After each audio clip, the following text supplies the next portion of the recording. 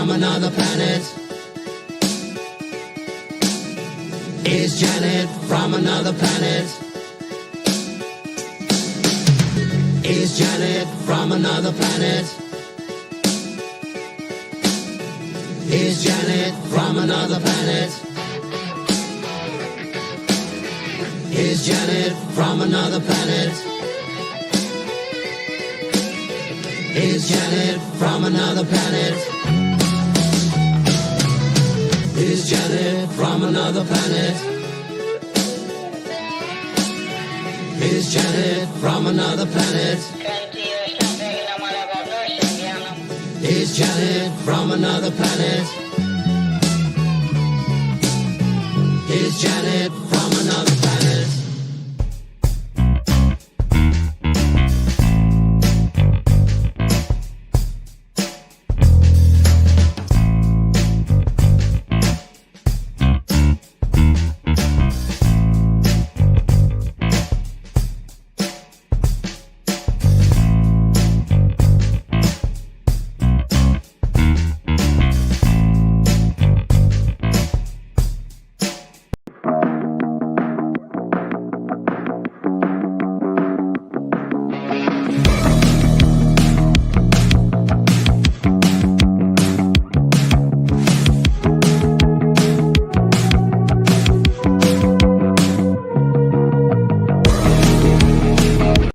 The opinions you're about to hear on this show are strictly those of the panel. Today's digital landscape with the spread of false information can lead to dangerous outcomes. It's crucial for everyone to think critically and verify sources and reflect on the impact of what they share. Let's promote responsible communication to ensure that truth prevails and actions remain rooted in reality. The following program is rated TV MA-LSV. It contains strong language, sexual situations, and violence. It is intended only for mature audiences. Well, hello everyone. Welcome to the Friday Night Shit Show. We don't know whether or not Ruben's going to join us yet because he was in the process of moving to Texas to help his brother. So I haven't heard from him yet, but I sent him an invite, so he might just show up. And our American Patriot said he's running late, but he will be joining us later. So thank you for joining me, Chris. How are you this evening? Thanks for having me. Everything is lovely. Good. I'm glad because we got a couple of good things coming up tonight, and there's some crappy stuff, but we all know it's heading somewhere. You know what I mean? So that's pretty good.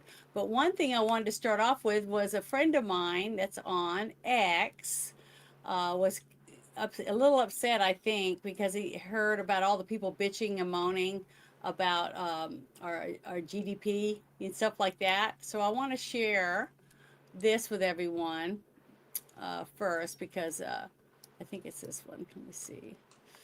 Oh, darn it. I can't tell. I hate it when it happens. Just give me a second. I can't believe I can't find it. I just had it a second ago. I think this is it. Okay. Yeah, this is it. Because he was talking, everybody was saying that Senator Rand Paul had posted, we just hit 40 trillion, okay, in debt, right? Well, we have to think about this. He said our GDP is 32.4 trillion today.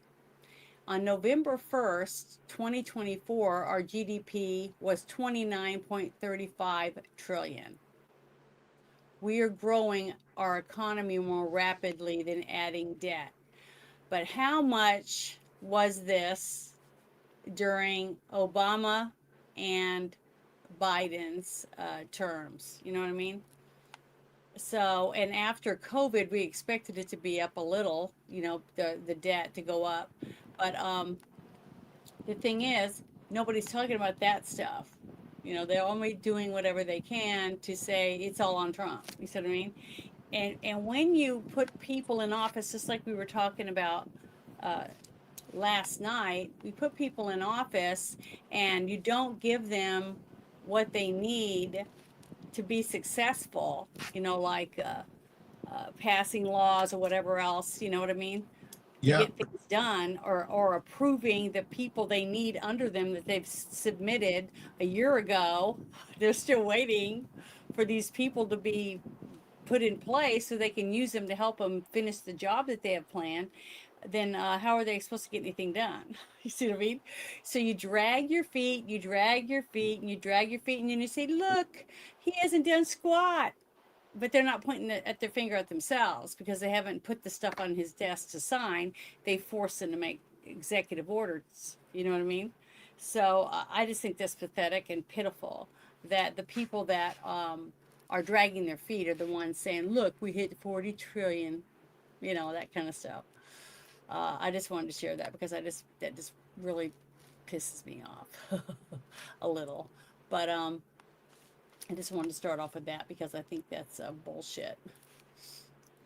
I mean, it's true. I'm not saying it's not factual, but what I'm trying to say is that it has, look how little it grew in 1 year compared to the years before. And I hope it stays like that. Even though every time he tries to do anything, he has to take it to the Supreme Court to get it fixed, just like he did with the whole building onto the White House. Which president hasn't added onto the White House in some way? So Like, the reason I was looking down, I just looked up something. Do you know who yeah, Tiffany is? sounds familiar. Yeah, she was on Trump's election team. Anyway, she's very nice. I just put a graph up that she made that would go with what you were just saying a second ago. It Is it on answers. your X? I just put it on Discord where you Okay, hold sent me on. the link. All right, hold on. Let me. Yeah, it's something that she made and it's on X, and I mean it answered every question you just asked. I had seen it earlier today. It's really, really good. I commented on it when I saw it. Shouldn't they just have added Biden's to Oh Obama's? yeah, Patriot Savvy. Yeah, I remember her. I follow her on whatever the other one is, the Truth Yeah, Social, whatever. Tiffany's a very sweet person. Yeah. Yeah, we were friends before she started working for doing stuff for Trump. So I yeah, remember when she got hired too. I want to pull that one up. Okay, can you see it? Yep. Okay, here we go. Which presidency actually grew wages? Okay, so does she speak during this too? No, it's just something. Oh, okay, here we go.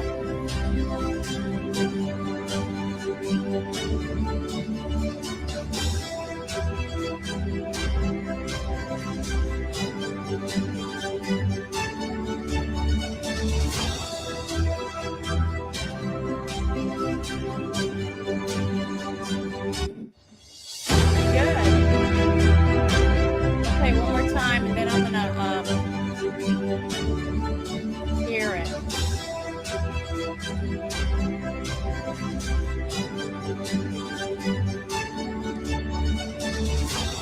She had another one too. I'm gonna go find it. Okay, I'm gonna pause that for a second. That is pretty good. I like this. So that is really smart for her to do that because so many people were complaining and griping about it. And somebody today said something to me when I was getting gas, because I told you I went and filled up my truck with gas because I don't like to get low, especially when you're out in the boonies. And Yeah. someone had said something about, I can't believe how expensive gas is, blah, blah, blah. And I said, yeah, I can understand why a person who's, you know, trying to be conservative with their money and not wasting their money would do it. But the people that I hear complaining are the ones that are spending $30 every day at the drive-thru at McDonald's, you know, when they could be making their own sandwiches or whatever and taking it to work, stuff like that. So if you're complaining that gas this much when you're spending stuff for Uber Eats and you're spending money at the drive-through where you could get 3 meals at a sit-in restaurant, diner, or whatever for the price of one drive-through meal, stuff like that, or making it yourself, soup and a sandwich at home or a salad, it's just ridiculous. And you don't really have the right to complain about gas when you're wasting money in other ways. It's just ridiculously stupid. Because you're not trying to be conservative with your money. I remember when I first got married, I cut coupons from the Sunday paper, everywhere I could get them. And I shopped at 3 different grocery stores so I could get like the free loaf of bread or the free gallon of milk if you spend $50 at their store or whatever, that type of stuff. I did all that stuff. I was a huge clipping coupon person. Trying to save money so that I could save money for bunk beds for my girls or something, stuff like that. But I guess I'm just cheap. That's what I call myself, Hey, cheap. No, let me you're. just interrupt you 1 second. Go ahead. When you pop that up, I'm like, oh, that's not the one I was looking at. I sent you another one. Put That's the the one other I one. just clicked on. No, I Oh, sent you another one you since sent that. 2? Okay, hold on. Yeah. I'll go So over and get that one. look at that one because that's the one that's got about the deficit and the gross domestic product. Okay, hold on. Well, that one wasn't there. When I first looked, there was only one link. Oh no, yeah, I sent it while you were talking. Okay, so let me stop that one and It took close me a it. second to realize that was the wrong one. I'm And getting so blind, so help me God, I can't it's all see right. anything. It's okay. It's no big deal. And hold on. Let me get this open here. Okay. I'm gonna pause it. It looks the same, but Yeah, they look the same, but you'll see the difference. That the other okay. one was about percentage and Wait. jobs. Darn it. Hold on. Yeah, this one's about gross domestic All right. product. Now I got to go back here and I got to open it up on this side, on this sheet thing, Tiffany's page.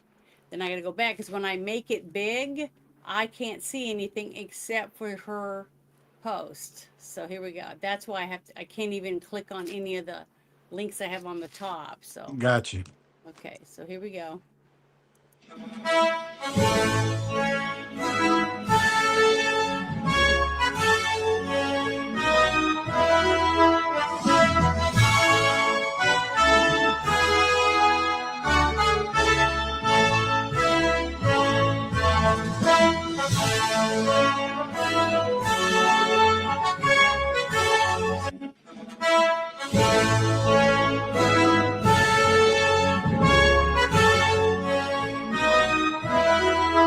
Sorry, I have to watch it again. So I'm trying to look at everybody.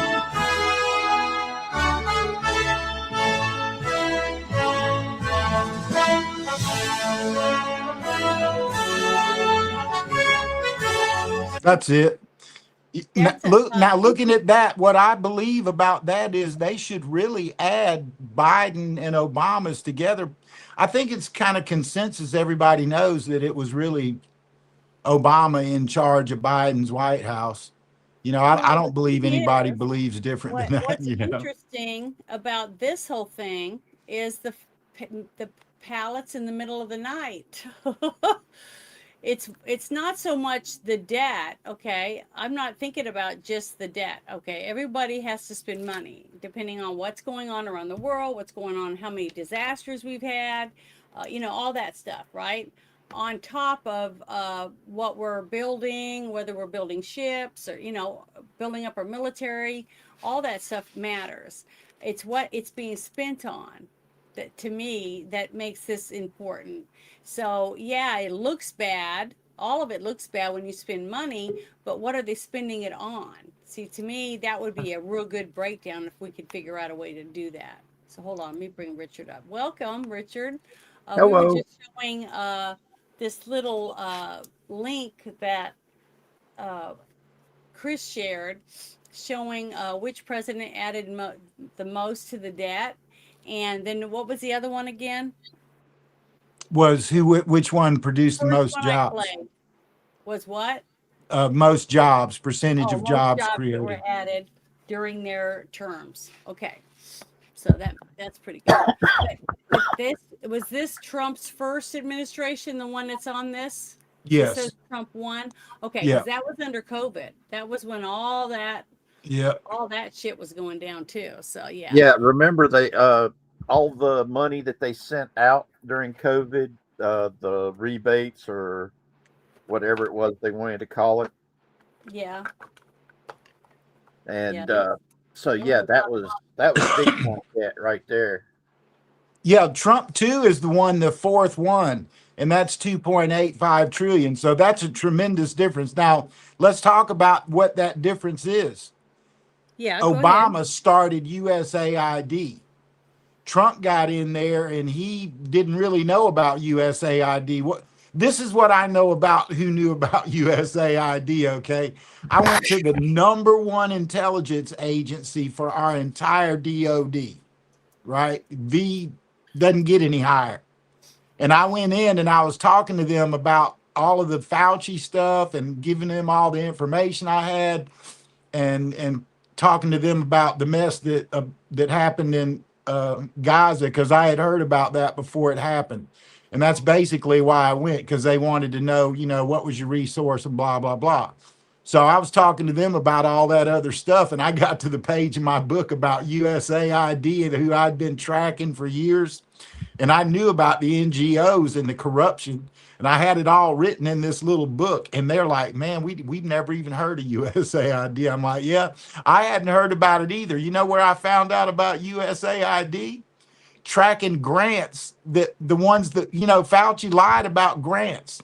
That's his contempt of court. That's the contempt of court that Marines was arrested on this week or pled guilty to. He Yeah. pleaded out, and so those grants were the issue all along. Well, when I looked into those grants, then I was tracking the money from the grants backwards, and every bit of it came up to USAID. So then I started looking into them more. And then the ties between them and BlackRock, because all the money that they were getting from USAID went to the top 10 financial holders in BlackRock. Mm-hmm. Right? Like Pfizer's in the top 10, Moderna's in the top 10, Johnson and Johnson. So all that USAID money was going to them. BlackRock, was in there. It's like, oh my God, what the hell? Peter Thiel himself was in there. Yeah. Right? So that's where I got everything I gave to Elon when they were going in for Doji to target the information we needed, because I actually had grant numbers and all that kind of stuff. And once they got in there, they could see what I saw. But the Army's highest level top people had never even heard of USAID. So there's the when the corruption is done being uncovered, people are going to really be shocked. And if you look at that chart, there's no debt, right? And all of a sudden Obama's in there and it like quadruples. And then Trump is only 7 billion and Biden's more than him. In the end, if you add Trump and Trump's two together, and then you add Biden and Obama, which I think is feasibly right. I think we all know that Biden was not running this country. And, you just have to assume who was. Well, the most powerful Democrat, obviously. So if you add all those up, it's like Trump's 2 terms are a fraction of the two of them put together, maybe a little less than half. Mm-hmm. And that's what I think is the big issue there. But that was all the USAID money. Yeah. Yeah. And to me, stopping the fraud is saving us trillions of dollars, especially since a lot of it has already been voted on so that they can spend it, right? So to stop them from being able to take it because they were voted on something that was fraud, because it makes them look like dumbasses. And I can see why a lot of them don't want Trump around, because the ones who voted to send all that money, to Africa to make that gay transition comic book, some of the other crap that it's been spent on. And we keep showing all these videos proving fraud here and there, fraud and cheating, fraud in the, in the healthcare system, and all, just all this different fraud and how lame it was. I mean, heck, last night we talked about, what was it, 100 different people were caught using the exact same social security number.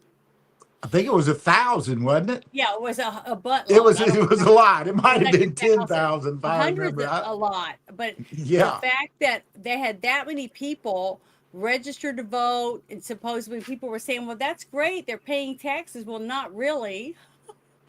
They don't have to pay taxes, especially if they're getting government, money. They're getting government money, but now they can vote and then get a driver's license because they have a social security number. So it's, even though it's the same one, and you'd think if you put it in the system and someone else had put it in the system, when that would pop up, it'd be Joe Blow over there and Jack Jill over there, their names wouldn't match up.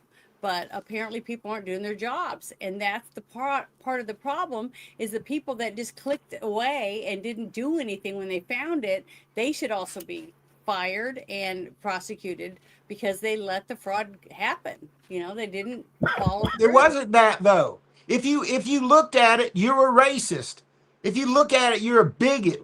You're a misogynist. I You're don't an care. I've Islamophobe. been I'm called telling you all that. those things. I know, And but that's what they did. They attacked people so hard, Janet. You have no idea. I'm telling you. I get They death attacked. threats and stuff. I know what It it's was like. bad. I lost jobs. I didn't get hired for jobs because I didn't get the jab. So I'm just saying, I understand what it's like. I understand people saying they want to come in my house at night and cut my throat in my sleep, stuff like that. I understand what that's like. It's scary, but I just said, fuck you. I don't care. I don't need this job. If I have to get a jab to prove that I'm worthy or whatever, forget it, And now they're begging people to work because people are sick. They can't even get enough people to fill the work that they have.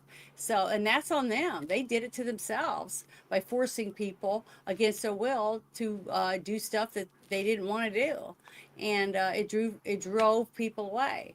So I work more for independent companies and stuff now than I do for people that pushed me around during that period. So screw them. I don't care if they do without. They did that to themselves. But okay, so now the next thing is some good news that I want to share. So let me open this up. And then I got a few things to go with this. I don't know if you guys saw this. It says at HHS, we are taking bold new actions against Lyme disease and alpha-gal syndrome and other tick-borne illnesses. So I want to play this because I think it's important that you can hear that somebody's doing something. They are trying to make a dent. So here we go. Hi, I'm Robert F. Kennedy Jr., your HHS Secretary. I'm joined today by my good friend, actor, and patient advocate, Dennis Quaid. Today, we're announcing bold new actions by the Trump administration to improve care, accelerate research, and speed innovation for Americans living with Lyme disease, with alpha-gal syndrome, and other tick-borne diseases. Too many Americans spend months or even years searching for answers. Too many are misdiagnosed, and too many go untreated. We're changing that. Nearly 500,000 Americans are diagnosed and treated for Lyme disease annually. Behind every one of those numbers is a person, a family, and a community looking for answers. I know how devastating that search can be. My good friend, the late Chris Christopherson, spent years living with a diagnosis of Alzheimer's disease. But Alzheimer's wasn't the problem. He actually had Lyme disease. And when doctors finally diagnosed him correctly in 2016 and started the right treatment, his symptoms did improve. His story isn't unique, and that's exactly why these new actions matter. That's why HHS is investing millions in innovation to develop AI-powered tools that improve patient care, enable earlier diagnoses, and accelerate research to help eradicate Lyme disease and other tick-borne illnesses.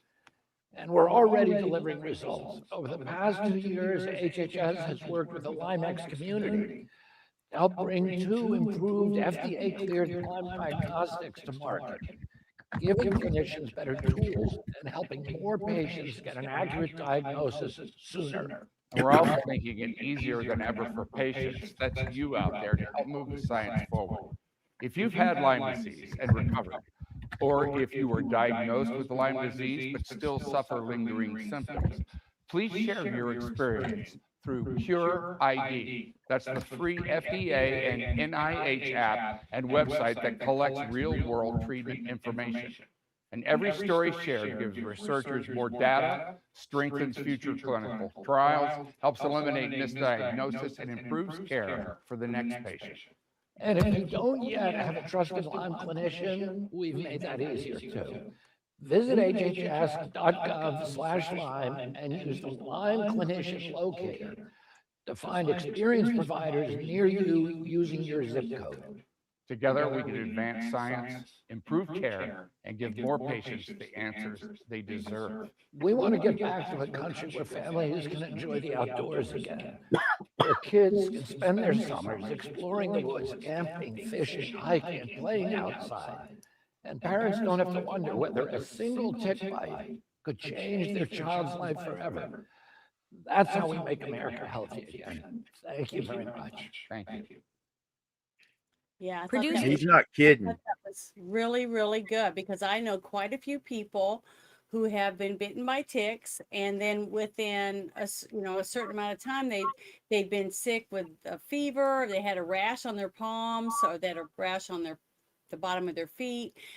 They were told they shouldn't eat beef. All these different symptoms, but nobody could get really put their finger on it. And they'd give them antibiotics, and they'd give do all these different things, and then they found out they had Lyme disease. And stuff like that. So I think this is great because I've been bit by hundreds of ticks. I even have a hat somewhere that says, do you want me to check you for ticks? That kind of stuff, because it's supposed to be funny, because when you live in the South, get bit by ticks. But I have two other websites I'm going to bring up that have to do with the two diagnoses that they were talking about. So I want to share those, and then I want to share in the chat the different websites. But this is a life with alpha gal red meat allergy. This is from alpha gal when you're diagnosed with that. And the thing is, you may have symptoms and not even realize that's what it is. You might just think you have allergies, or that it's some other illness that if you already had lupus or you had something else, you might think it is one of these other things when you have this. And if you can start treating these things, because look at this. This is a map showing you where the darker blue areas have higher numbers of alpha gal cases. But look at this. Look at the state of Arkansas. I mean, it's terrible because we have lots of ticks. And the best thing to do is to try to make sure you dress appropriately for where you're going to be spending your time, using, different sprays and different things like that. Because a lot of stuff is really good and it works if you use it. Just like, wearing a hat or sunglasses and stuff when you're going to be out in the sun. So there is things that you can do. Let me copy this link real quick, and I'll put it in the chat, and that's for the alpha gal. And then I have another one for Lyme, because you can go for yourself and try to make sure that you have something you can Do you know what those blue areas look like to me, Janet? What? Looks like where all the deer populations are. And I went to basic training up at Fort Leonard Wood, Missouri, and on the ranges there, when we used to go practice shooting and all, man, I'm telling you, that place was crawling with deer. And this disease actually is carried by deer. So if you see deer around, that's when you got to really be careful, like rub vinegar all over your legs and stuff. You don't even have to see deer. If you're in the woods in Arkansas, any of these places, you have a chance to get a tick, because there are deer there. Just because you didn't see it doesn't mean that you don't have deer. Yeah, I saw a video of a doctor, I think, did it, telling people to wipe their legs down with vinegar before they went in the woods, because they can't bite you if you have vinegar on you. So preventing bites from them is the bigger deal. All right, now I'm going to have to fill my hot tub up with vinegar and jump in that puppy. Well, here's the other website right here. This is for American Lyme Disease Foundation, and I'm going to share this in the link in there. But there's tons of good stuff on here, and it's got videos about different things you can do. But down here, it has different things about Lyme disease prevention, diagnosis, and treatment, and then other things like tick species, what different ticks look like, different tick-borne illnesses, prevention, diagnosis, treatment. It's got a whole bunch of good stuff on here. And see, it talks about the different states, your risks in different states. So it just depends on what your symptoms are, whether you might have one or the other. You may not have neither one. So I want to share this also in the chat. So let me get it. Because to me, I thought that was important to get this information since, you know, Kennedy announced this, and they really want people to get help for the people that haven't been diagnosed properly, and to stop other people from hopefully not getting bit, and to not be afraid to go out in the woods just because you're afraid you might get a tick on you. So just because you get a tick on you doesn't mean it's going to have Lyme disease. But I wanted to share that. So let me stop sharing that one and I'll close it because I did both of those. But yeah, I just thought that was some good news because we do have a person that's in that position that really is trying to make a difference, getting the additives out of the food, doing as many things as he can for your health. And I think that's wonderful. And I'd like to share it if we get the information.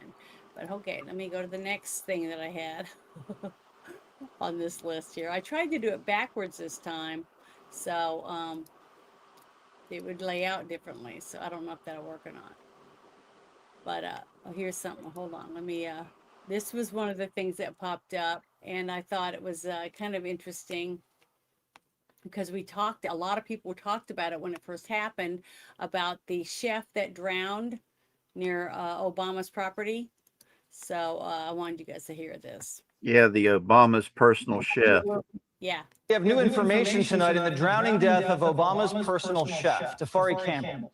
The Massachusetts State Police responded to our FOIA request and released their report with some redactions. According to the report, Obama was on the scene shortly after Campbell went missing. Report also states an unmanned female staffer jumped into the water when Tafari fell off his board, but it was already too late. He disappeared. We also now know that Secret Service has surveillance footage of Campbell from Obama's compound moments before he entered the water. So we're going to see if we can get that, and we may have that for you. Again, we're very, very sorry for Tafari's family. That was a serious, serious tragedy. That's interesting that they're getting all this information. But if we had someone else as president, I doubt any of this would even be out. You know what I mean? So, yeah, we need to, I guess you guys are going to have to, I guess we're going to have to keep our mics off when we're not speaking or whatever, because I don't know how to not have echo. I mean, I just don't. And I don't have my Discord on, so I know that that's not from me. But I just wanted to share that really quick. Let me turn that down. Okay. Sorry. All right. Let me pull up the next thing I had on my list.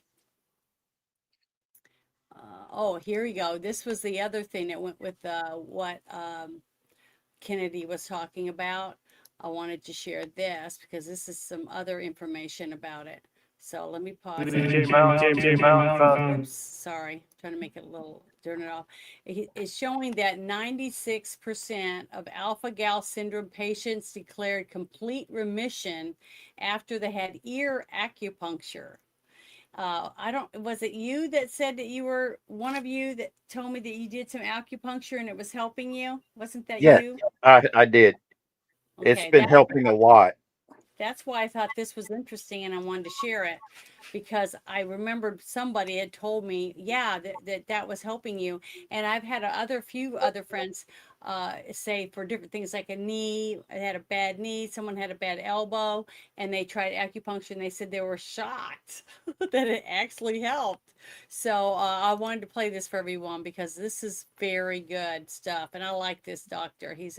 He seems like, for someone so young, very, very smart. But here we go. A study came out and found a 96% remission rate of alpha-gal syndrome in those who underwent this auricular acupuncture procedure. And so as you can see to the right, it's a very strange procedure. I never would have thought this would have worked, but you can't argue with 96% eating meat again. So they touch a bottle of alpha-gal allergen. They touch the outside of the bottle. They use some sort of electrical detection device on the ear to identify the spot where to place the needle. They place the needle into the optimal spot. They put tape there, leave it there for 3 weeks. When the 3 weeks are up, they take it out, and 96% of them could eat meat again after slowly reintroducing it. So this is extraordinarily promising. If I had alpha-gal syndrome, I would for sure undergo this procedure.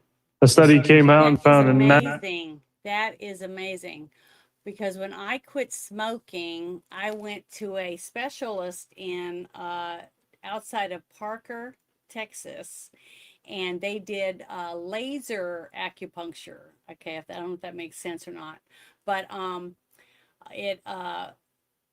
they took lasers and they touched different spots on my ears and on my wrists, and I think on my face or something like that. I can't remember. It was years ago. It was almost 20 years ago when I did it. And they told me by doing it, it raised your endorphin levels. And they said that within 48 hours, the nicotine should be out of my system and that I would have to find something else to replace the habit of this. You know what I mean? So I started crocheting. That's when I started crocheting more and more. And it worked. It worked because I never picked up another cigarette. I don't know how I did it, but it actually did help me. And I had a couple other friends that went there and had it done, and they were able to quit. But they were supposed to be able to help you also with, not eating bunches of crap, junk food, and things like that for you to lose weight, and some other things like that. So I was real impressed. So I really do think acupuncture is a really good thing that can help people.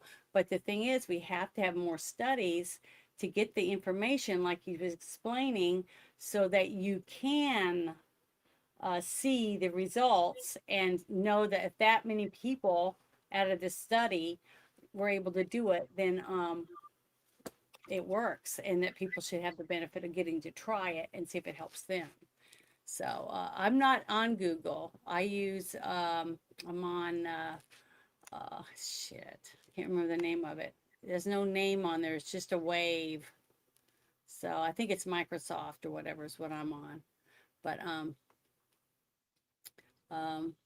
it says, I'm trying to read what he said here. It says, what browser are you using? When you share it, use the first option, share a tab in that browser, not share screen. I don't know what that means. I don't understand what you're saying.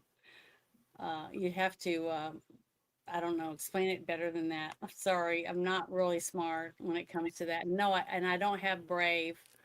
I don't have Brave. I do have Windows, but I don't understand what you mean by the sharing thing because it's not clicking. I think you're using an app to do this broadcast. And what he's saying, if that app is on a browser, you can add a new tab to the top, like extra open web pages. And then when you click on that tab, it plays to your broadcast, just takes all of us off the screen and goes to full screen. So that's what he's referring to. You're actually playing that, and there's a delay in the digital processing. It's really small, but that's what it is, and that can make an echo, and then the echo reverberates. But I've been doing exactly the same thing since I first started almost 5 years ago. Yeah, I think it's per video. Did an update, and it's been doing that ever since. It's the But my computer does all the updates. Something in this latest update that they did is got the whenever you are sharing a screen, that's what's causing the echo, and it's really aggravating because it's not just you; it's a whole bunch of us that's been having to deal with it. Yeah, I don't hear the echo on every video. It's just selected once. Only, I don't know what it is. It's only every now and again that it happens, and when it does happen, it's a real pain in the butt. I know, but I don't hear it, so I don't I don't hear an echo, so I don't know. I have no idea. I can't fix something if I don't know what it is, or really have, if I don't have someone sitting next to me to show me how to do it. I have to watch 25 to 30 videos of other people doing it before I can learn how to do it. And the guy better be 10, because if he's 10 years old and explains it to me, then I'll be able to. Well, Janet, to get back to the topic, I went to a Dr. Clifford in White House, Tennessee. It was just north of Nashville, right in the Hendersonville area. Yeah. And he was an actual Indian witch doctor. And I don't know if we talked about this before, but I'll mention it again. I got acupuncture from him, but he treated my allergies, and it was so bizarre because he didn't like test you. He asked you what you were allergic to, and then he would prep these. He had a series that he would go through where he prepped these bottles, and they were little glass bottles that had a cork in them, and he would shake them around your body. So help me God, when I was going to him, it was the only time in my life I didn't have horrible sinus trouble. I mean, whatever he was doing, it worked. But he was also my chiropractor. So you would go in and, you can go in one room and get acupuncture, and your muscles would get all relaxed and you feel really good. And then he'd take you in there and shake those glasses around you. And it was always really calm. He was a gifted man, to say the least, spiritually. He could really interact with you. After that, you'd go get on the chiropractor table, and he'd come and extend it and sort of stretch you out and come back in 10 minutes. And man, that guy, boy, he'd loosen you up. It'd last for a week, A lot of chiropractors, you have to go every other day, but that guy, he had his little routine. But he was a witch doctor, an acupuncturist, and a chiropractor. And almost everybody that does the kind of work I do in our group, we all went to him. Every one of us did. He was really good at it. Anyway, that's my experience with it. The VA does it. Richard had acupuncture's been really good. It's helped a lot. I just wished I could go twice a week, keep back up to the where I was seeing him twice a week, because doing it only once a week, it's wearing off and the pain is starting to hit me. Because I go on Mondays, and yeah, the pain's hitting me right now, and it's not cool. But yeah, I hate to do this. I'm gonna have to run. I am sorry, Miss Janet. Okay, well, I understand. But please have a blessed evening, and y'all be good to each other. Okay, thank you. Good night, Richard. Good night. Night. But this next thing I wanted to bring up, to me, was very startling and sad at the same time, that this would happen to anyone. But I'm sure it happens way more than we even realize it does. And I wanted to share this. I'm going to push pause on it. As it's going. This is that woman that was supposedly killed by the cartel, the Peruvian attorney. Did you see it already? I mean, I haven't seen it. No, I heard all about it, but I haven't seen that. It's not gory or anything. It's the reaction from these people that are sitting around at the table with her, and that her back is to this open wall, or open, outdoors thing. And people were complaining and saying she was stupid to sit with her back to this. But the thing is, even if she was sitting here or here or here, she was still a target. You see what I mean? Because she's sitting in an open area. So what are you supposed to do? Start hiding and never going anywhere anymore? So to me, the whole thing is being hyped for fear. To get people to say, if you get life-threatening stuff, which I have. I mean, I don't have a position like her, and I've just had people say it to me online, but they don't have my phone number. Things like they can't call me or send me hate mail because nobody's figured out exactly what my address is, stuff like that. But Janet, I don't understand what I'm looking at there.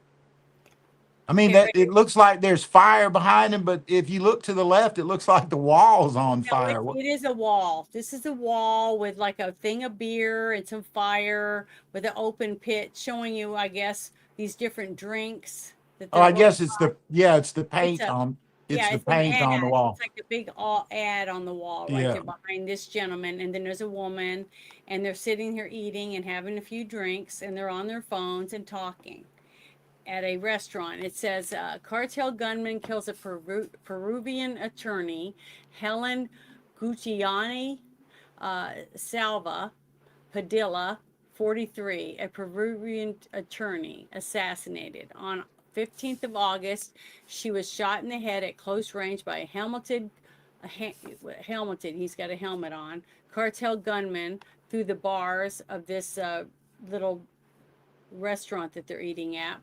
And she was seated with coworkers, and police suspect it's related to the case against the cartel capo, whoever it is.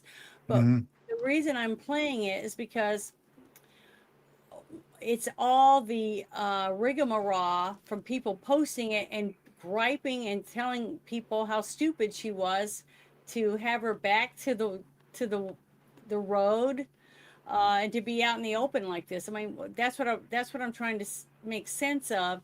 Is anyone has a job that has to do with courts, medical. I mean, that guy was just walking down the street, that CEO of that insurance company. So what I'm asking is, I'm trying to get the people to realize, what are the people supposed to do? Stay at home and never go anywhere, never do anything?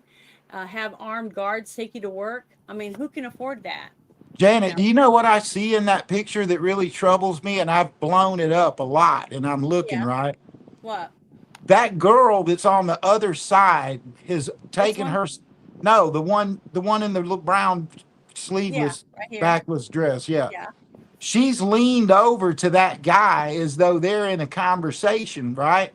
The other Yeah. guy's looking down on the phone, but what she's done is she's got herself out of alignment with that girl's head. And the guy that it looks like she's talking to, look at his eyebrows and look where he's looking. He's looking behind her. And that look in his brow, he's stressed out. See his hands up at his mouth. There's certain signals, that you can see in people's body behavior. And when Well, you people can put, watch the whole yeah, video. I want to see how they react. I'm just telling Okay, you that so I'm already gonna- doesn't look right to me. Well, the thing is that somebody apparently they're following her all the time, or they knew exactly where she was going to be. So that's what's sad about it, is that you can't have a public life if you're not in public, and people are going to find out if they pay enough attention to you. Sooner or later, they're going to figure out what you're, when you go to the gym or when you go to the grocery store, all those things. So here we go.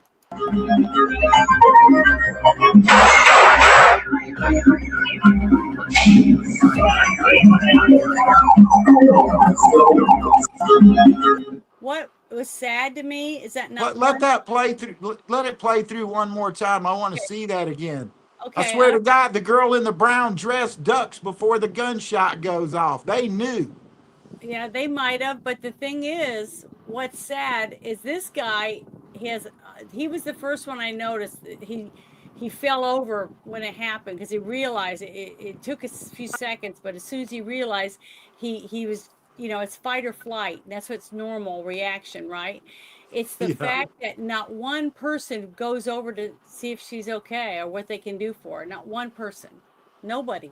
Yeah, right. I'm telling you, I think they watch it real close, and before that round goes off, they jump, and then their secondary reaction, this may sound really gross, but pink mist, when it hits you, it's 98.6 degrees, and it has tissue attached to it, right? Yeah. And it splats your body. Even if you shoot somebody who's like 4 feet in front of you, that comes backwards and hits you. It's called pink mist.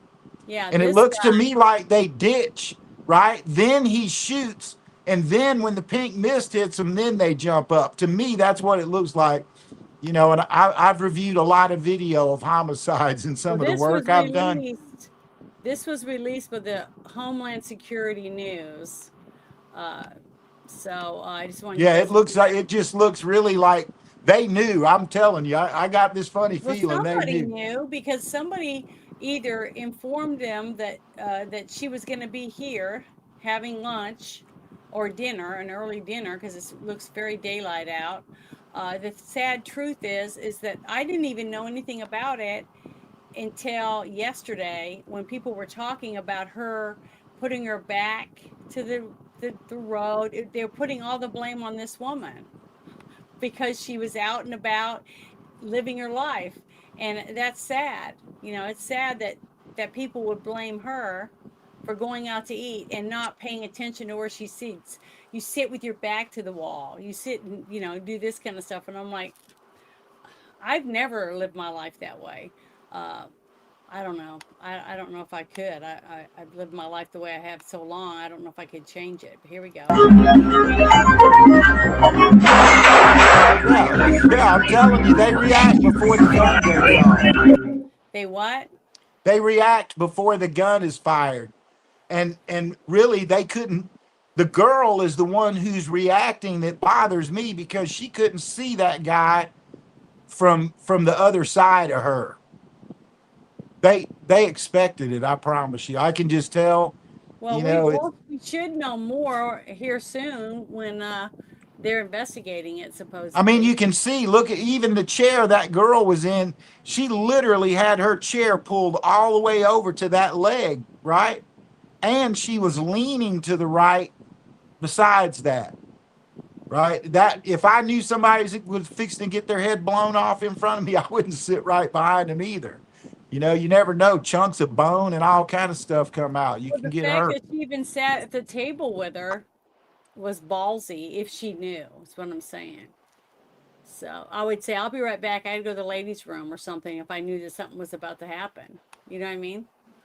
So what I'm just saying, just because she's acting like she might know something, doesn't mean she does. So that's why I'm going to wait and see. Because if Well, I she didn't knew, run over there to help.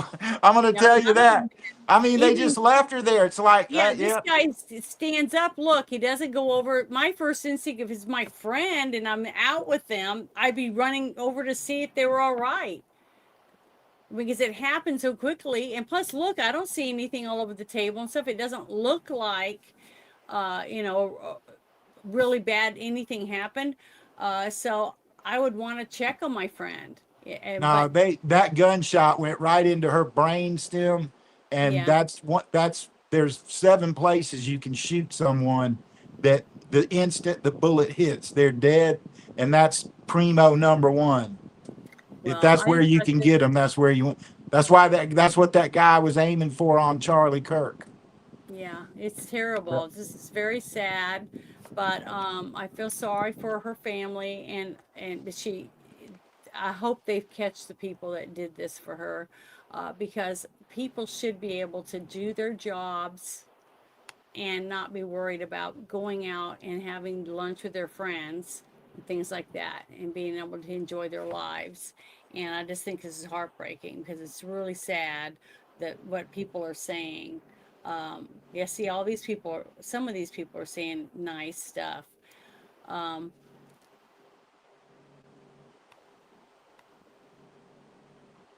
See, the guy's got his phone right there, like he was making sure he had the right person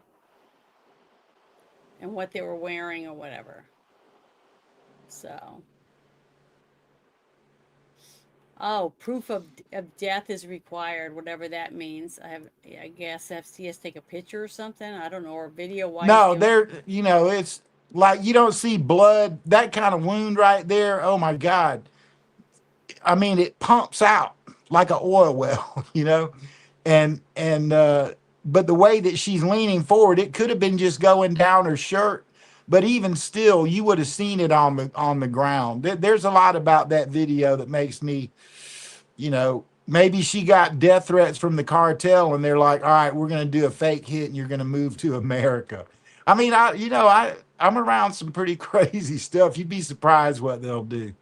Well, that's what I'm saying. I didn't even know anything about it until people were saying that she shouldn't have sat with her back to the street and stuff like that. And I'm like, that's really terrible, you know, for people to say that kind of stuff instead of saying what a horrible thing to happen to her, things like that.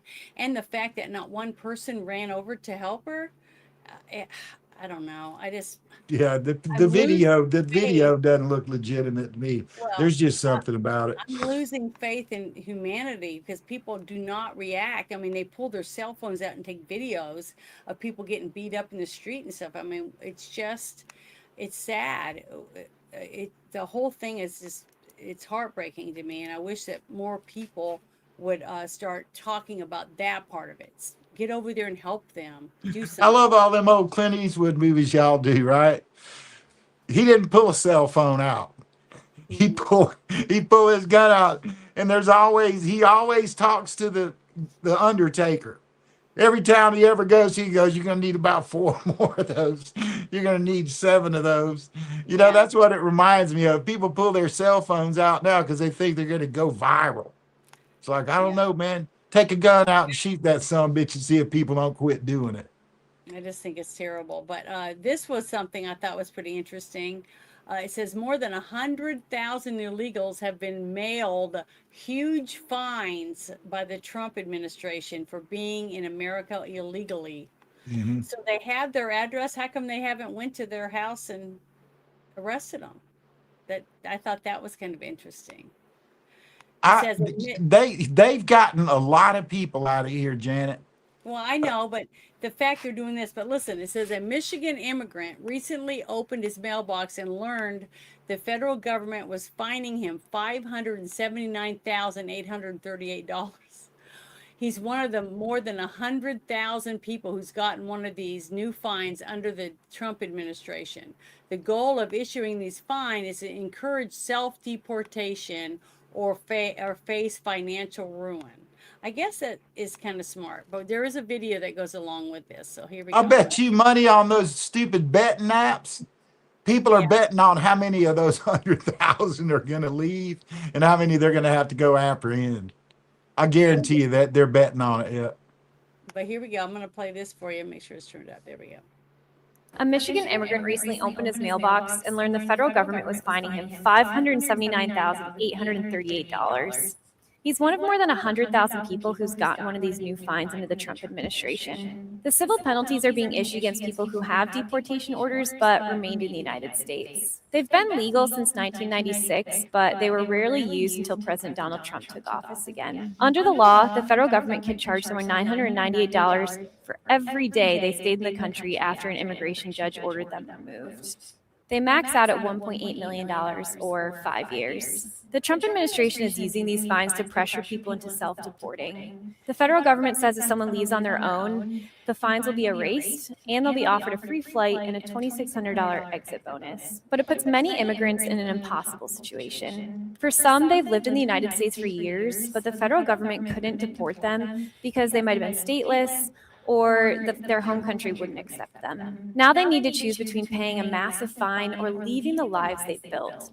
I spoke to the Michigan immigrant's attorney about his case, and she said he's been here since at least 1981. He's married to a U.S. citizen, and he's been taking care of her ever since she was diagnosed with cancer. She also said there's no way they'll be able to pay more than $500,000 in fines. The federal government says it's issued about $84 billion in these fees over the past year, but it's only collected $1.2 million. The U.S. Department of Homeland Security also did not say how many people have chosen to self-deport instead of pay one of these fines. For these illegals, these new penalties are a big deal. Now, of course, there's the issue if they're currently in America and they're trying to do something. So if they get these penalties, it is going to be able to be collected via wage garnishment, bank account freezes, asset seizures, tax refunds, and credit reporting. So there's the penalties while they're here in America, but for these illegals, there's actually a bigger issue for them if they get these penalties. So here it is, the immigration benefits and future applications. So right now, they'll already get barred for 5, 10 years, even permanent in some cases. But here's where these penalties become an even bigger issue for illegals. If they get these penalties, then the unpaid civil penalties can be considered for future immigration proceedings and may need to be addressed or paid prior to be given a visa. So it's not only that it's going to mess them up while they're here right now in America, if they get caught by ICE and then deported, they will then have to pay these massive fines before they're able to get a visa again. So it'll basically make it impossible for them to ever come back. So if you are an illegal, this is your time right now to self-deport. It is your only option. That's a lot of money. The thing is that the people, a few people that I have talked to that knows someone that is living here, that have been here for 20 years or more, working, and they're married. Okay, they married someone, and or they're living with somebody, but they've been living with them and they have kids together. But I'm like, well, why haven't you just applied? Since you're already here, you're working, you got a job, you're doing all these things, but you're not paying taxes because you don't have a social security number because you're not a citizen yet, all this different stuff. And they just say, I don't know. That's what most of them say. I don't know why I haven't applied. So another thing I would do is, if you know they're illegal like that, why don't you send them citizen form papers to fill out so they can start their trip towards being a citizen, and then pay monthly towards their fine until they get their citizen papers. You see what I mean? Something like that. To me, I don't understand why you'd be here that long and never applied. If you like living here and you're raising a family here, why wouldn't you want to be a citizen of this country? Well, these are the immigration reforms I think that need to be looked at. Okay, they have talked about, first off, NAFTA was the first real problem. But Yeah. let's talk about let me just remind everybody about what was going on there. Jeb Bush had a child with an illegal immigrant who was the house servant, whatever, the cook, the chef, whatever, took care of the rooms for the George Herbert Walker Bush's family. Right? George was there, and all of them, all a bunch of them, So he has an affair with her. They get married. She's much older than him. Very similar to the situation with that the Canadian prime minister in age difference, right? So he enables NAFTA. He writes all the bills for all of that stuff for NAFTA while he's in office. That was the first bill that Clinton signed. Everyone blamed Clinton for that. But the way it works in Congress and all of that, bills carry over to the next president, and it takes years to work something like that out. That was the beginning of kind of the freedom of you can come and go from Mexico or Canada, because it was a North American free trade agreement. So that opened up both borders. And so that you have to look at all of that. Now, let's just talk about that situation, though. Here's the president of the United States, and he's got an unregistered citizen here, right? He couldn't even do it, right? So they've been talking about the reforms that would have taken away all the roadblocks he had for his daughter-in-law. Obviously, they have a good relationship, and George and Barbara loved her like their own daughter, but even he couldn't do anything. So you have states' rights, right? Well, this person's here, they're working. We're going to register them with the state. So they register them with the state's taxes and all this. What is FICA? FICA's federal. So if these people don't take all that stuff they got from the state and go down to, I've earned my citizenship, I'm a citizen of this state, then that paperwork gets sent to the federal government. So then they can start getting a W-2 and a W-4 and have FICA tax paid out. So in the end, and it's just the truth, big farmers and all those things that machines can't do, they need these migrant farm workers, right? I didn't know anything about immigration until that time in COVID when I was stuck in the ER with the father of a guy in the back, and his job was, he was the migrant welfare officer for the state of Tennessee. Man, my heart poured out.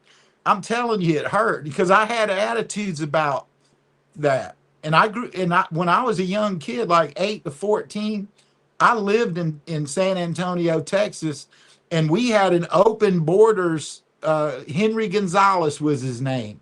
He hated America. He would pay for people to beat immigration law. That's 1971 or 72. So this is not something new.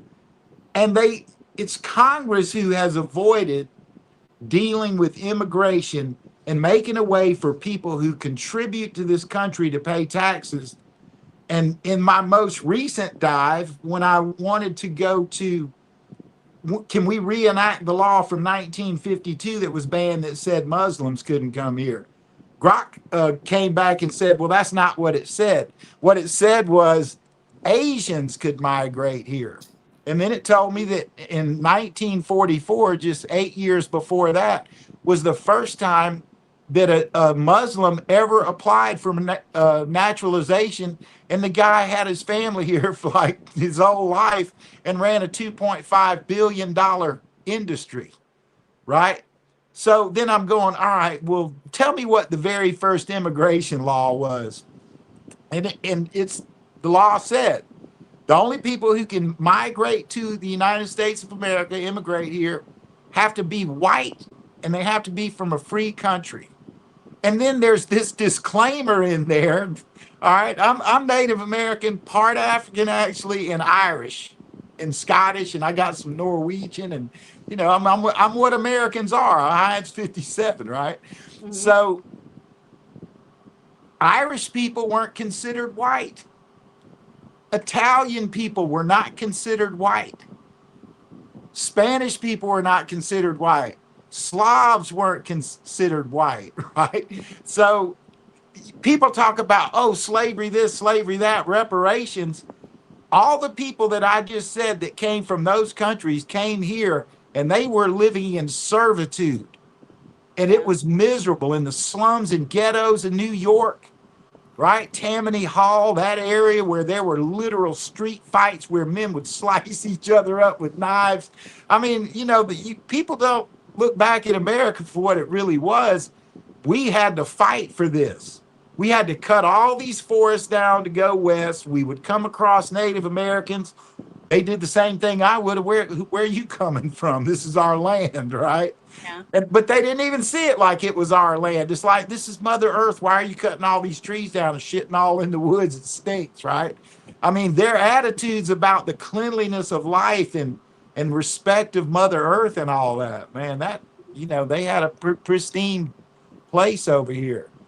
But the fact that you look at the violence and all of it and the segregation, it was segregated because people wanted it segregated, right? You don't want to be around people you don't like. Well, yeah, most people, when you are moving, let's say you're going to move to another state and you're going because you got a job there or whatever, and you start looking for a place to live, you're going to go to a neighborhood to rent an apartment close to where you want your kid to go to school. And that has good shopping, you know, so you can go to the grocery store quickly, or you want to be outside of town because you don't want to be in the city part or whatever. So you're looking around to see where you feel like you want to live. That's first off. But it also has to be somewhere you can afford to live. So sometimes people have to compromise and live somewhere less appealing simply because they can't afford to start out with their new job in that other place because it's too expensive. So, you know, a lot of people have to take what they can afford. So, you know, that's the way it is. Yeah, I don't have a racist bone in my body. I mean, my dad goes to Vietnam, right? My mom's like, oh, I'm not taking my children over there, blah, blah, blah. He's there about 6 months. She goes, all right, we're moving to Japan, right? I'm not even out of diapers yet. And she had to go back to America because my brother got like this really horrible intestinal disease they couldn't treat. And she left me there with this girl named Susie Cody Machku, who was supposed to be my nanny. But the whole time I was with her, she spoke Japanese, and that was when I was learning how to talk. Man, I got more ass whippings from my mom for speaking Japanese than you could shake a stick at. And then we moved to San Antonio, which was like 50% Mexican. Then we moved to Augusta, Georgia, is like 50% black. I've never lived anywhere was white majority till I moved to Nashville, Tennessee. And when I got there, I was like, man, these people are racist. I mean, I hate to say it, but that's just the way it was. They were really still racist. But see, I I went to grew this up one on town up military there. It said, don't let the sun set on your black ass in my county. And it was the county sheriff. I swear to God, it was 2002. Yeah. I grew up on military bases, and the school, we had everybody, it was all races.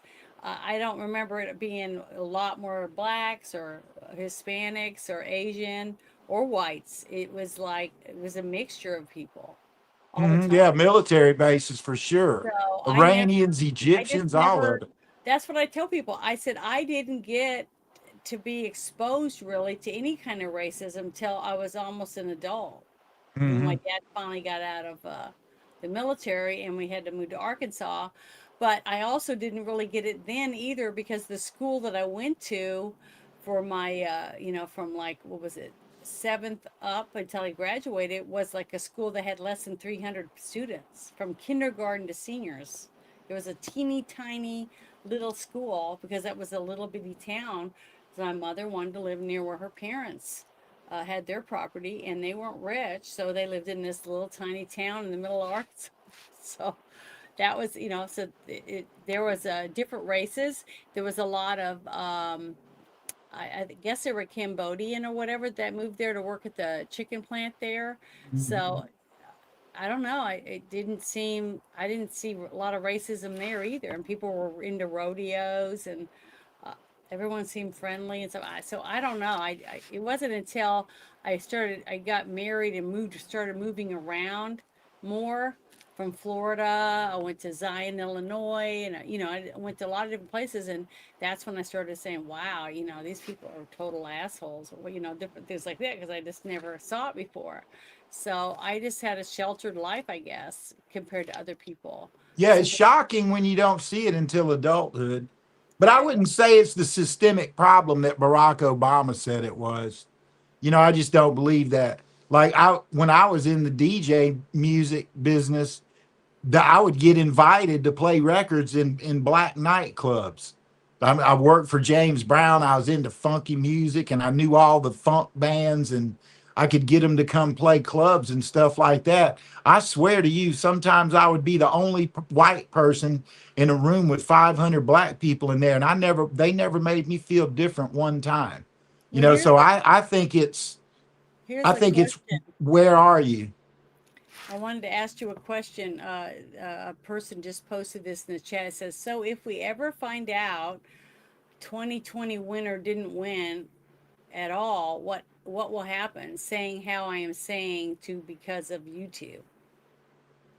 So yeah, I mean, I'll tell you what I think. I don't know what will happen. This is the reality that we have this is my view.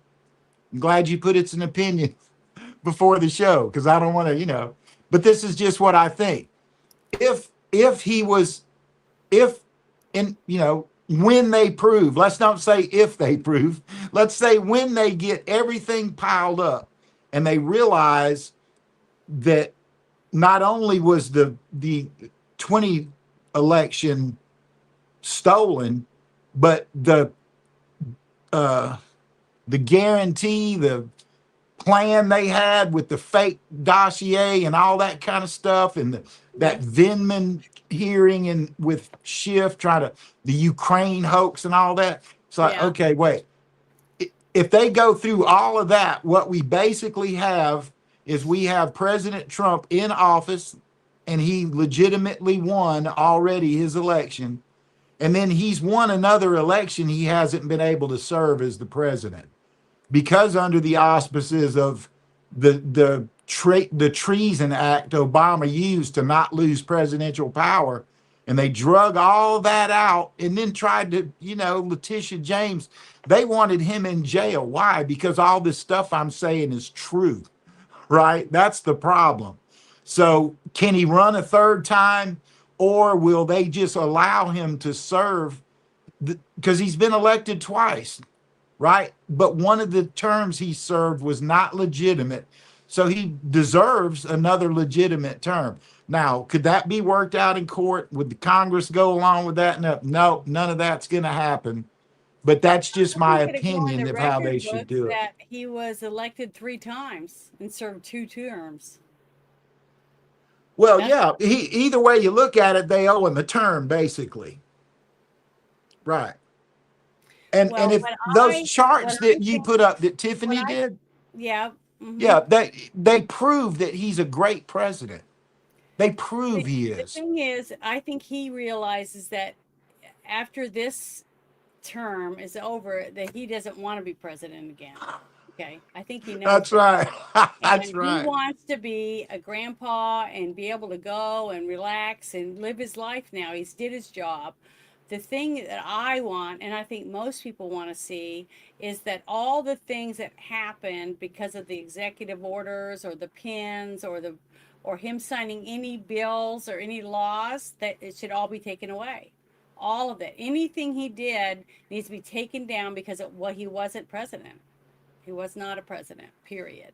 Now, I haven't seen, just like I said, if if they find out that they cheated to get Obama in office, when he was voted in, then they should start working on that too. But as of now, I worked the polls when Obama was running, and I never saw anything on the news like you did in 2020. You know what I mean? I remember the hanging chads. My mom talking about the hanging chads for forever.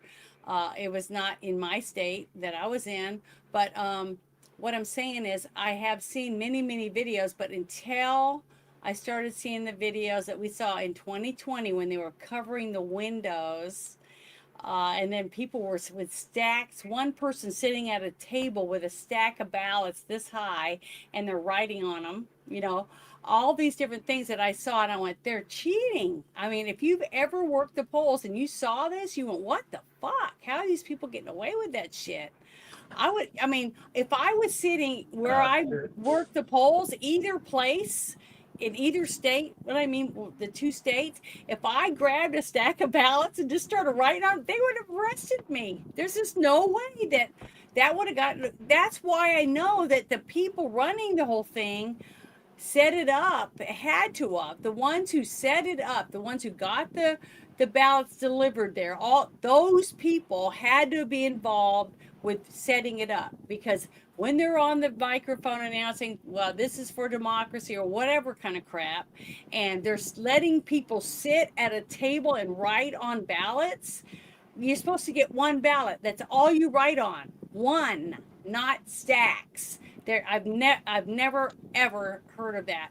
So whoever let that happen, those people should be in jail. That's what I'm trying to say. Not because I didn't vote for Obama, but I believe he was elected. So that's the way our system is supposed to work. I don't have a problem with that. I don't have a problem with Clinton being elected because I believe he was elected because of what I remember seeing. That's all I have. I don't have any actual papers or anything to prove that people cheated or anything.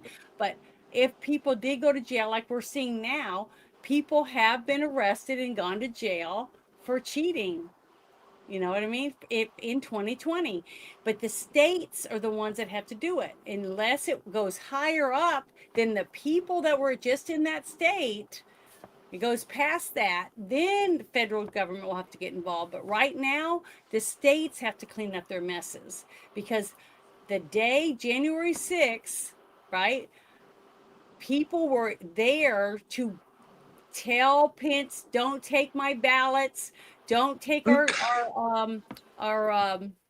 electoral college votes from our state, because we saw this, that, and the other happening in our state, and we want to go back and investigate it before we give you our electoral college votes. But Pence could have said, take them back, get it cleaned up, and get your state, in order, and then bring us back your stuff. That's what he should have done. That's what his job was.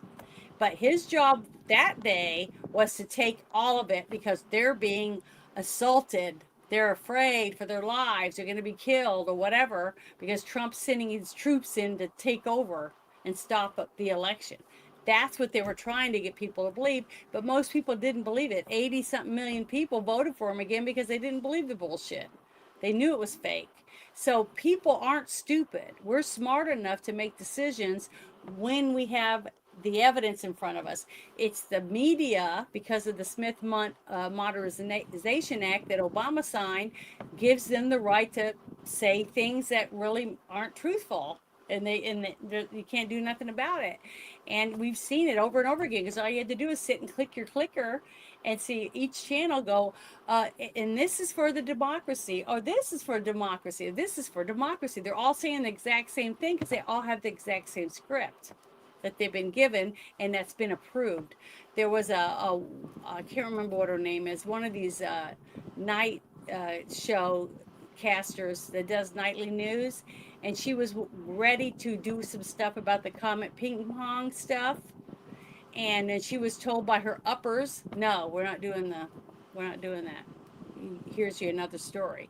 So she was real upset because she had tons of good juicy details about what was really going on at Comet Ping Pong, but she was denied to be able to talk about it. So that's what I'm saying. And they got away with a lot of stuff, and all of that needs to be cleaned up, because how are any of us supposed to believe that this person's legitimate when we don't know what the other states are doing?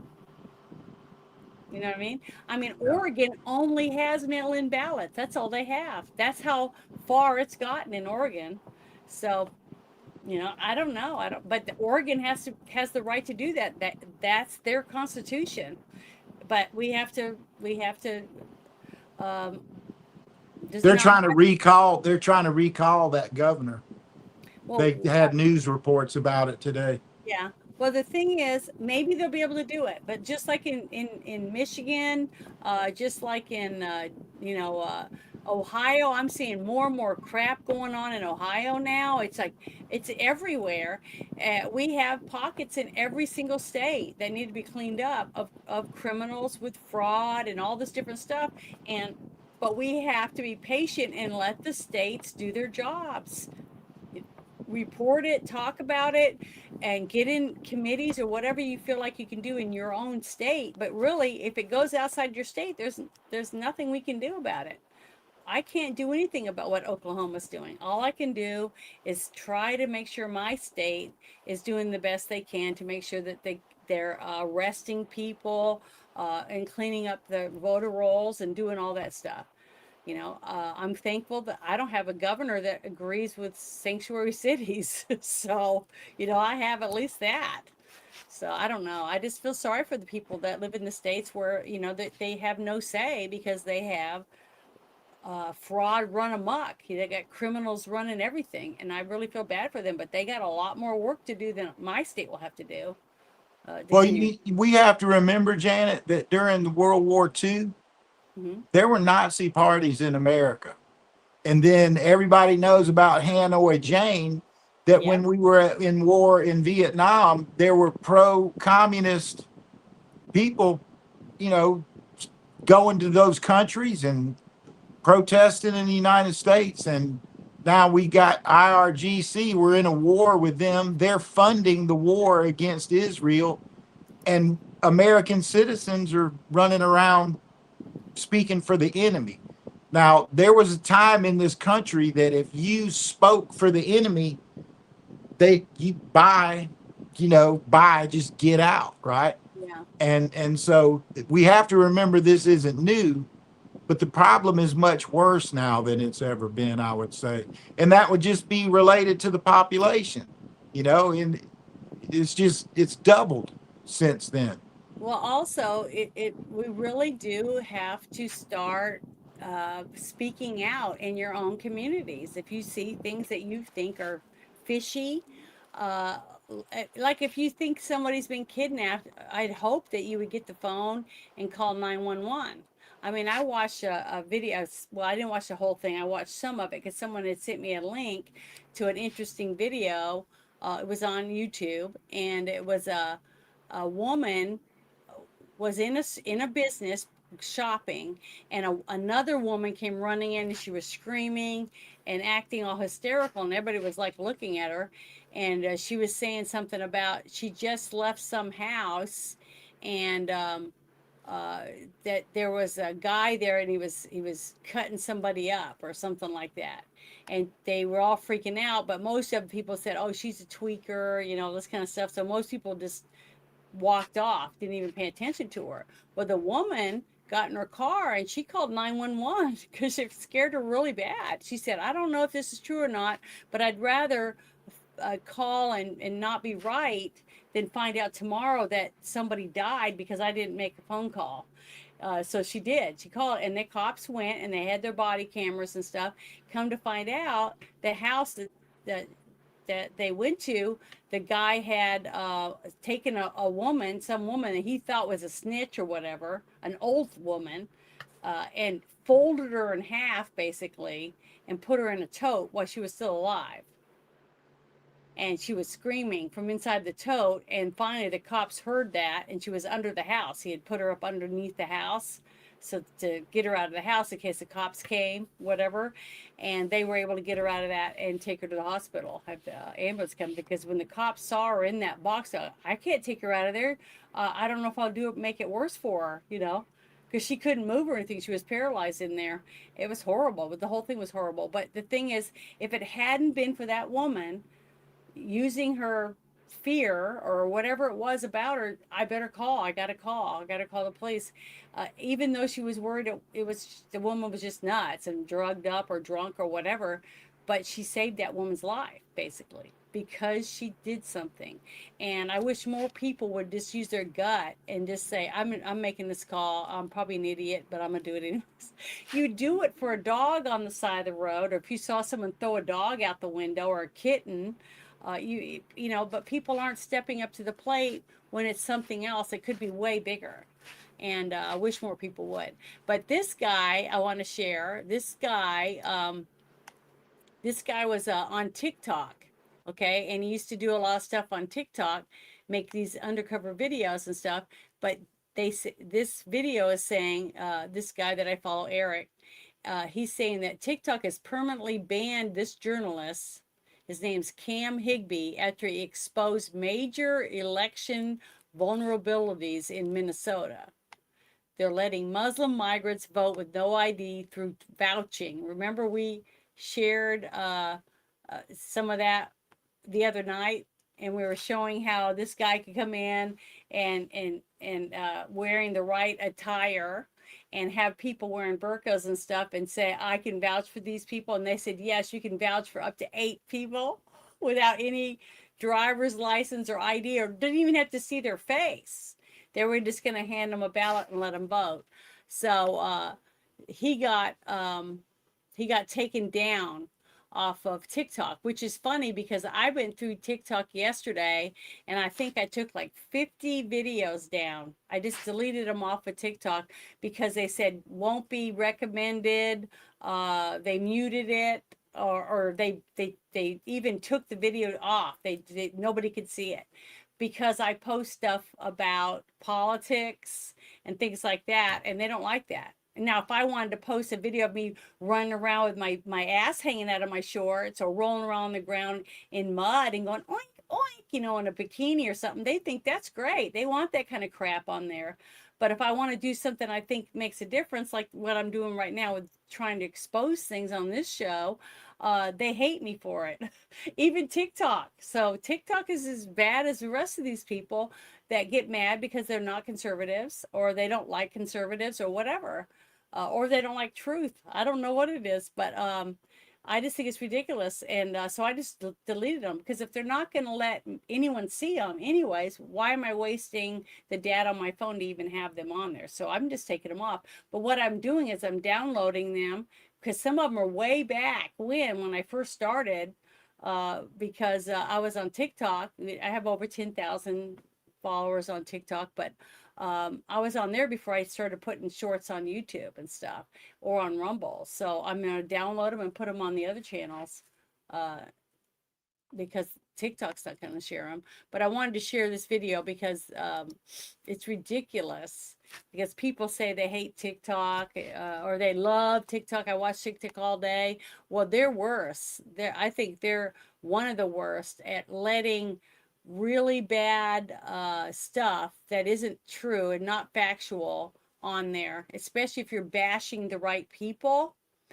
But if you're on there with real interesting facts, like we're about to see on this video, they don't let you. They'll take you down. So I'm going to share this video because I want everyone to see it. And I'll share it in the, this is Cam Higby's video.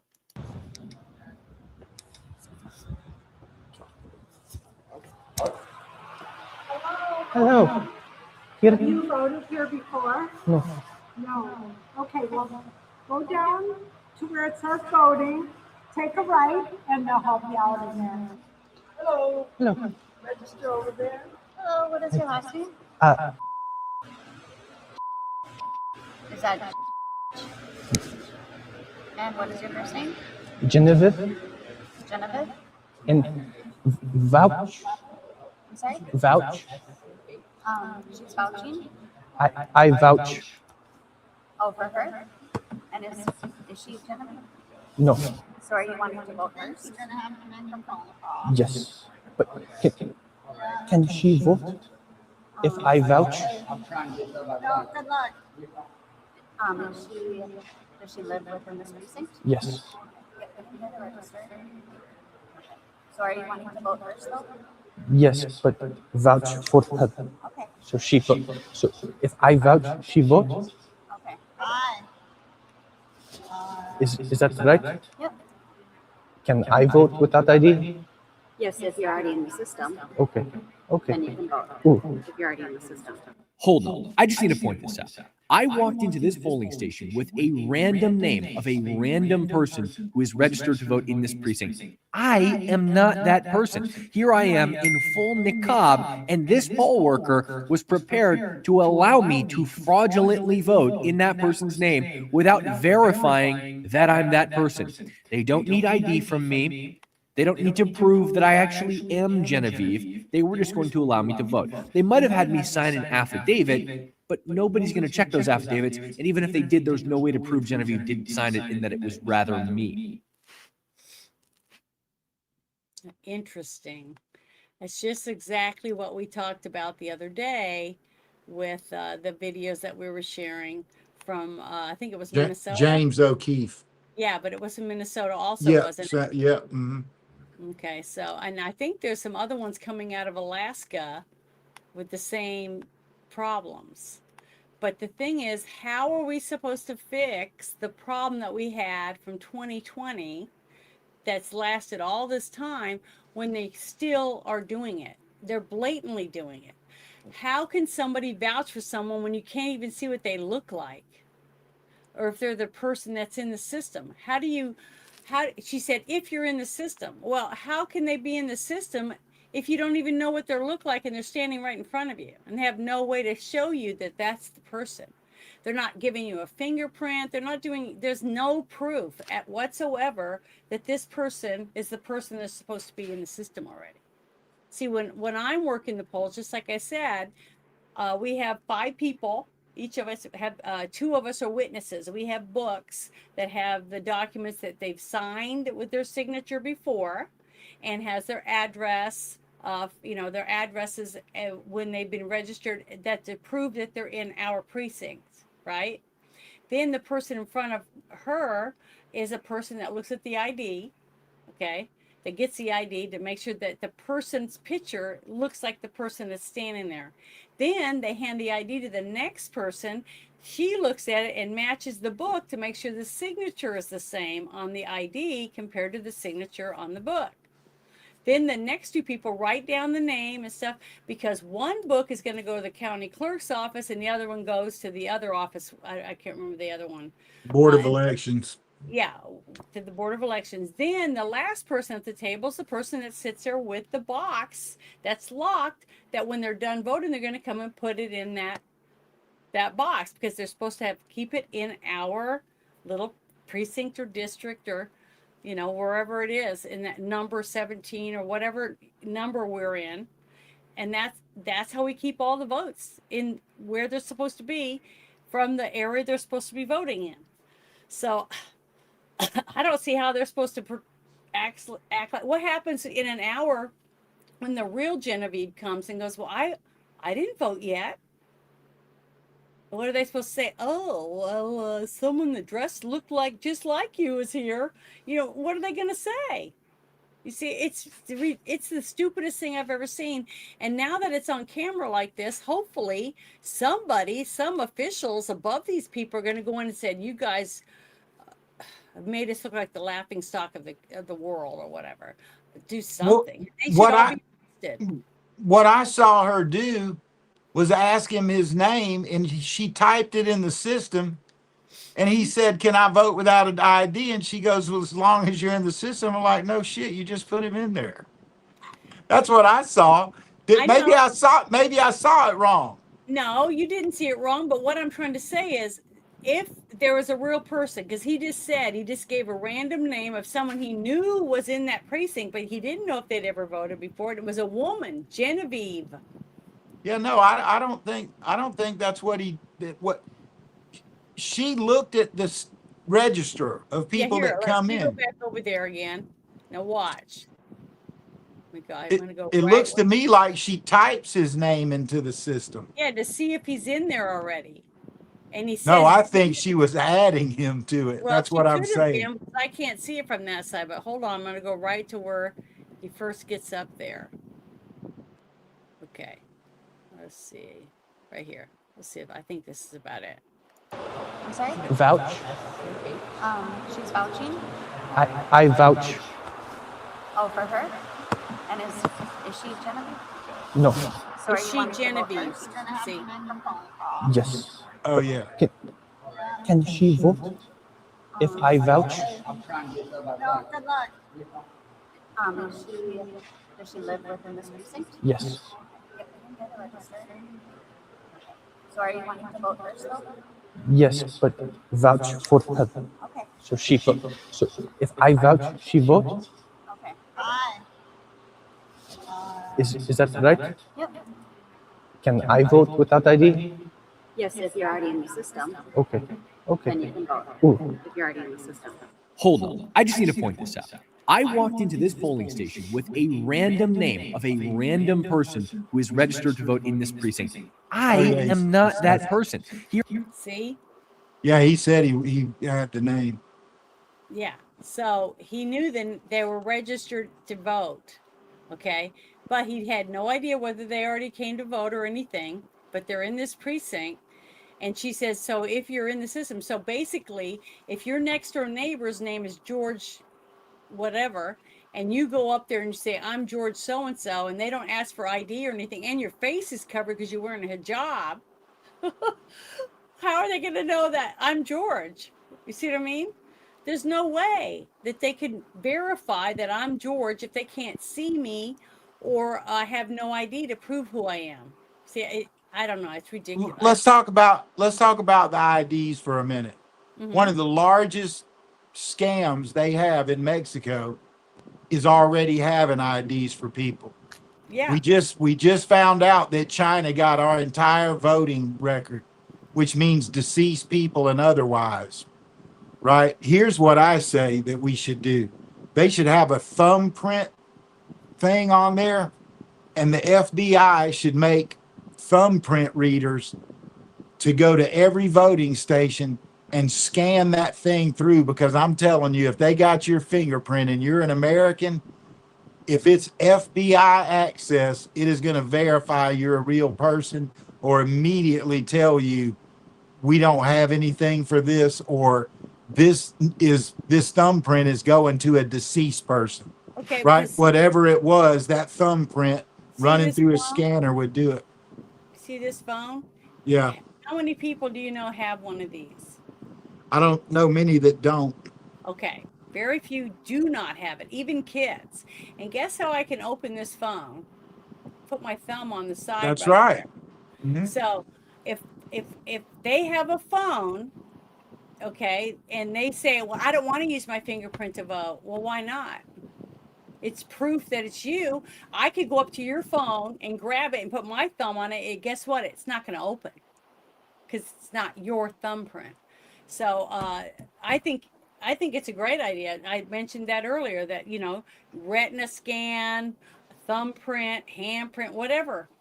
And I think Yeah, I what's say the in thumbprint on the vote, right? yeah, And it should be that's said, your signature if right you there. put your thumbprint on this and we run it through that machine and you're not that person, you're going in handcuffs and have big buses like the ones they take state prisoners around with, the white ones with the chains, and have about 8 of them out there and just make them sit in them while they, I mean, because nobody else has your thumbprint.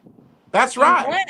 Unless we have some spy technology and they go and they get it and they put the fake thumbprint on, like on those. Not gonna happen. I know it won't, but what I'm saying is they could say, oh, people could steal your thumbprint. Well, don't be sharing your thumbprint with people. I don't know. For But the if you have state of it on your Georgia, phone already, what's the big deal of going and voting and putting your thumbprint on your ballot to prove it's yours? Then you won't have all this bullshit. This is bullshit. That any person that is old enough to have common sense to know this, that, and the other is going to know this is the dumbest.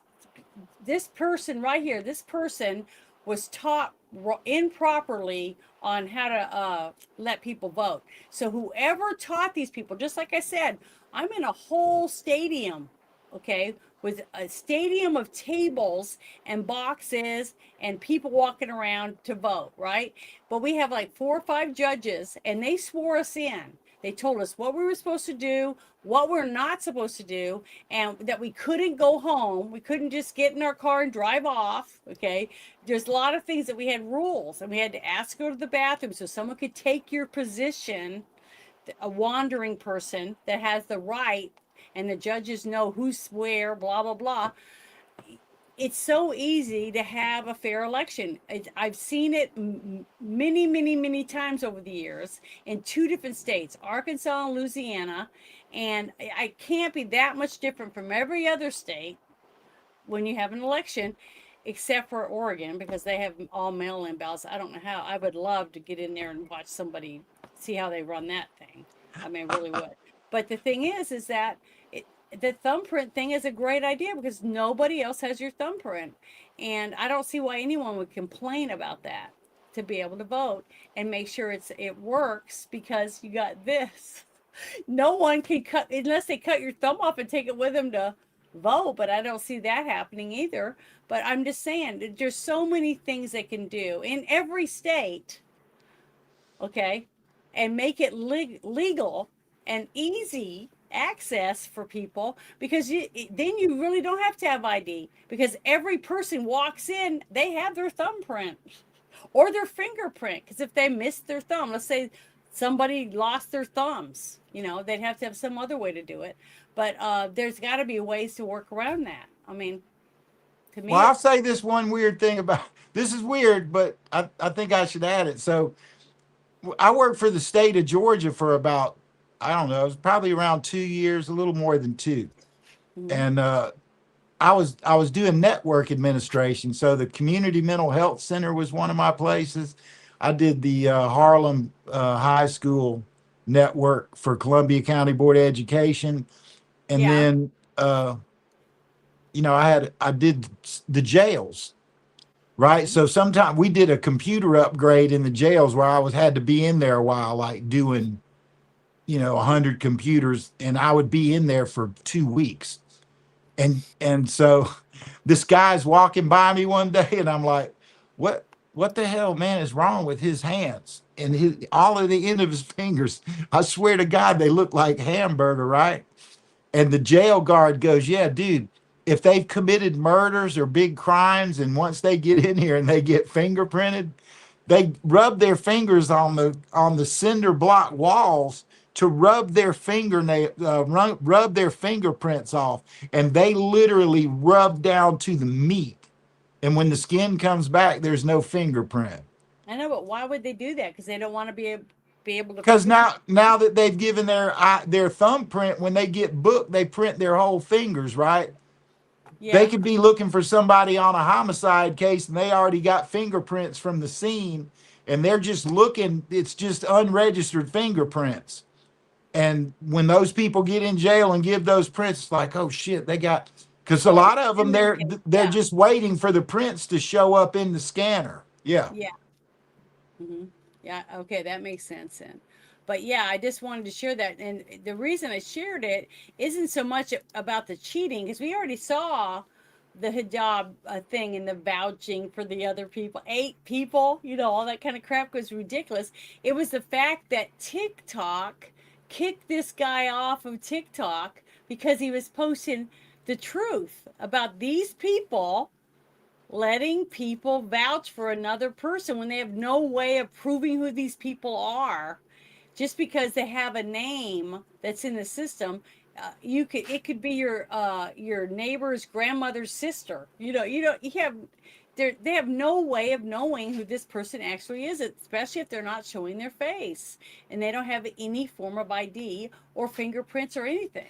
It's so stupid. I mean, it just doesn't make any sense, and it can't be legal. This cannot be legal. Well, I mean, if that's what their state law says, but I don't think federal it is. elections. I really don't. The federal government cannot take over elections because elections are by the state.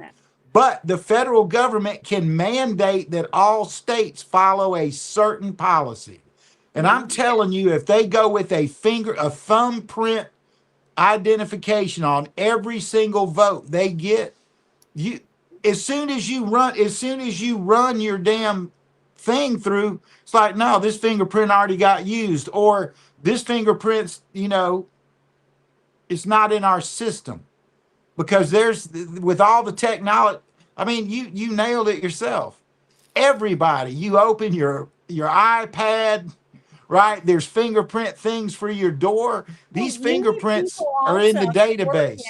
If you work in like a laboratory at a college or for your anywhere, yeah, that's right. You have to have a thumbprint on most of those. I mean, in certain courthouses, you have to have a thumbprint or an eye scan. I mean, there's just already have so much technology like that for certain jobs. I mean, let me tell you what in Georgia have thumbprints. In Georgia, to get your driver's license now, you have to give fingerprints. And they don't show up on the driver's license, but there's a scanner number on the back. And when they run that through their, it just reads the scans it, and the computer screen, it all pops up right then. Yeah. Right. So they have access to these background files. But I promise you, you can get an ID of a real person, and then you go get a post office passport picture done. And you put that on there, and they just put your picture on that ID. So IDs are not the answer. I promise you, IDs are not the answer. It has to be some sort of thing that they can link to you. And in Georgia, I mean, in 2020, we knew the corruption, right? Man, I'm telling you, in the 2024 election, nobody did anything. We cracked down in Georgia so bad it wasn't funny. They changed all the rules.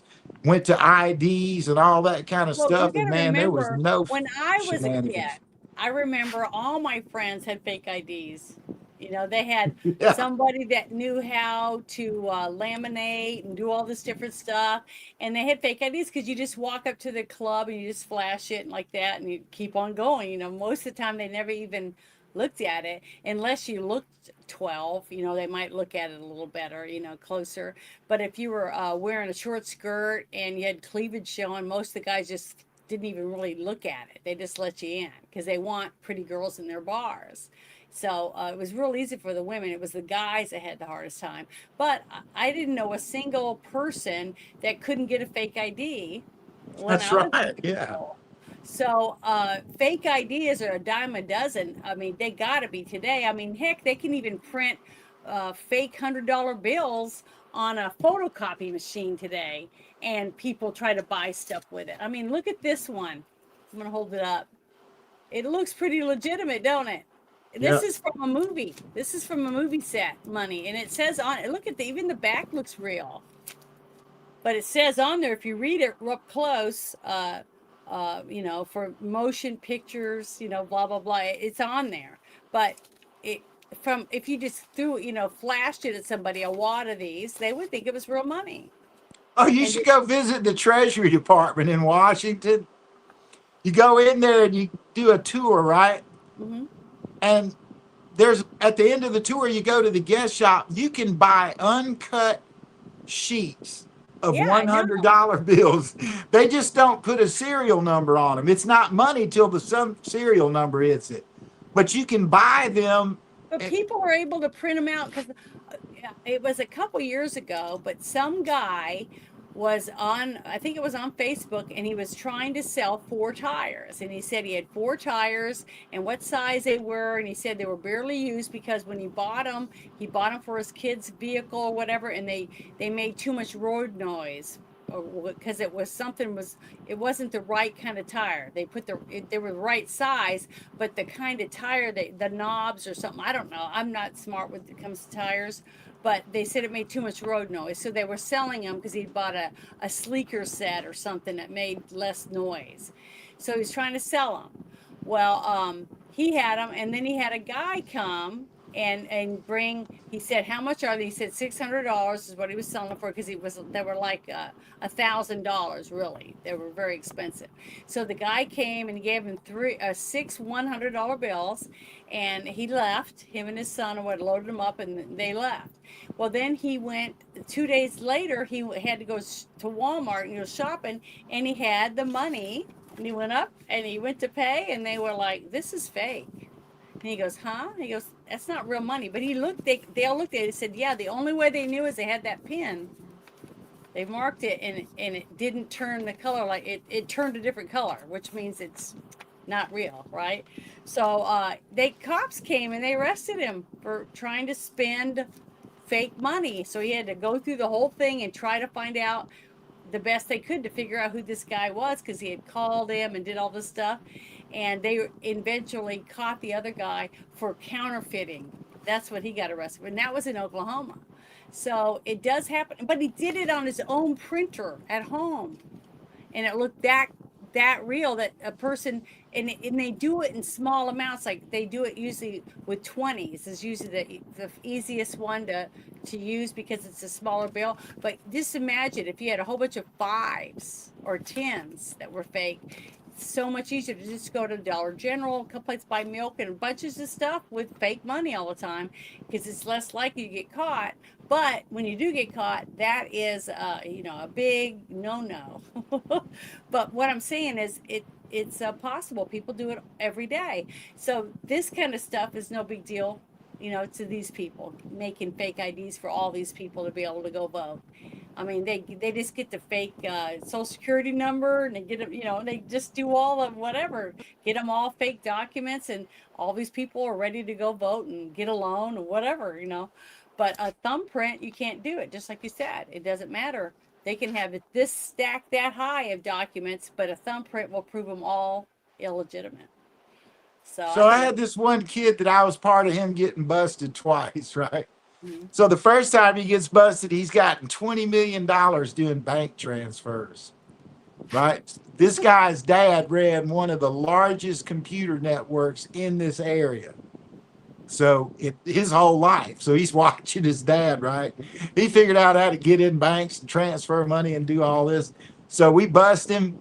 And his dad was actually a friend of mine, and we kind of worked out something like, all right, don't do it again. So he does it again, and this time we catch him with 30 million. So we told him, like, dude, you're going to go to jail for 40 years, and we'll tell you what, if you'll work in our bank fraud department and help us find people that do what you do, since you know how to do it, you ought to be able to find them, right? Man, this kid gets this job. He ain't even 18 yet.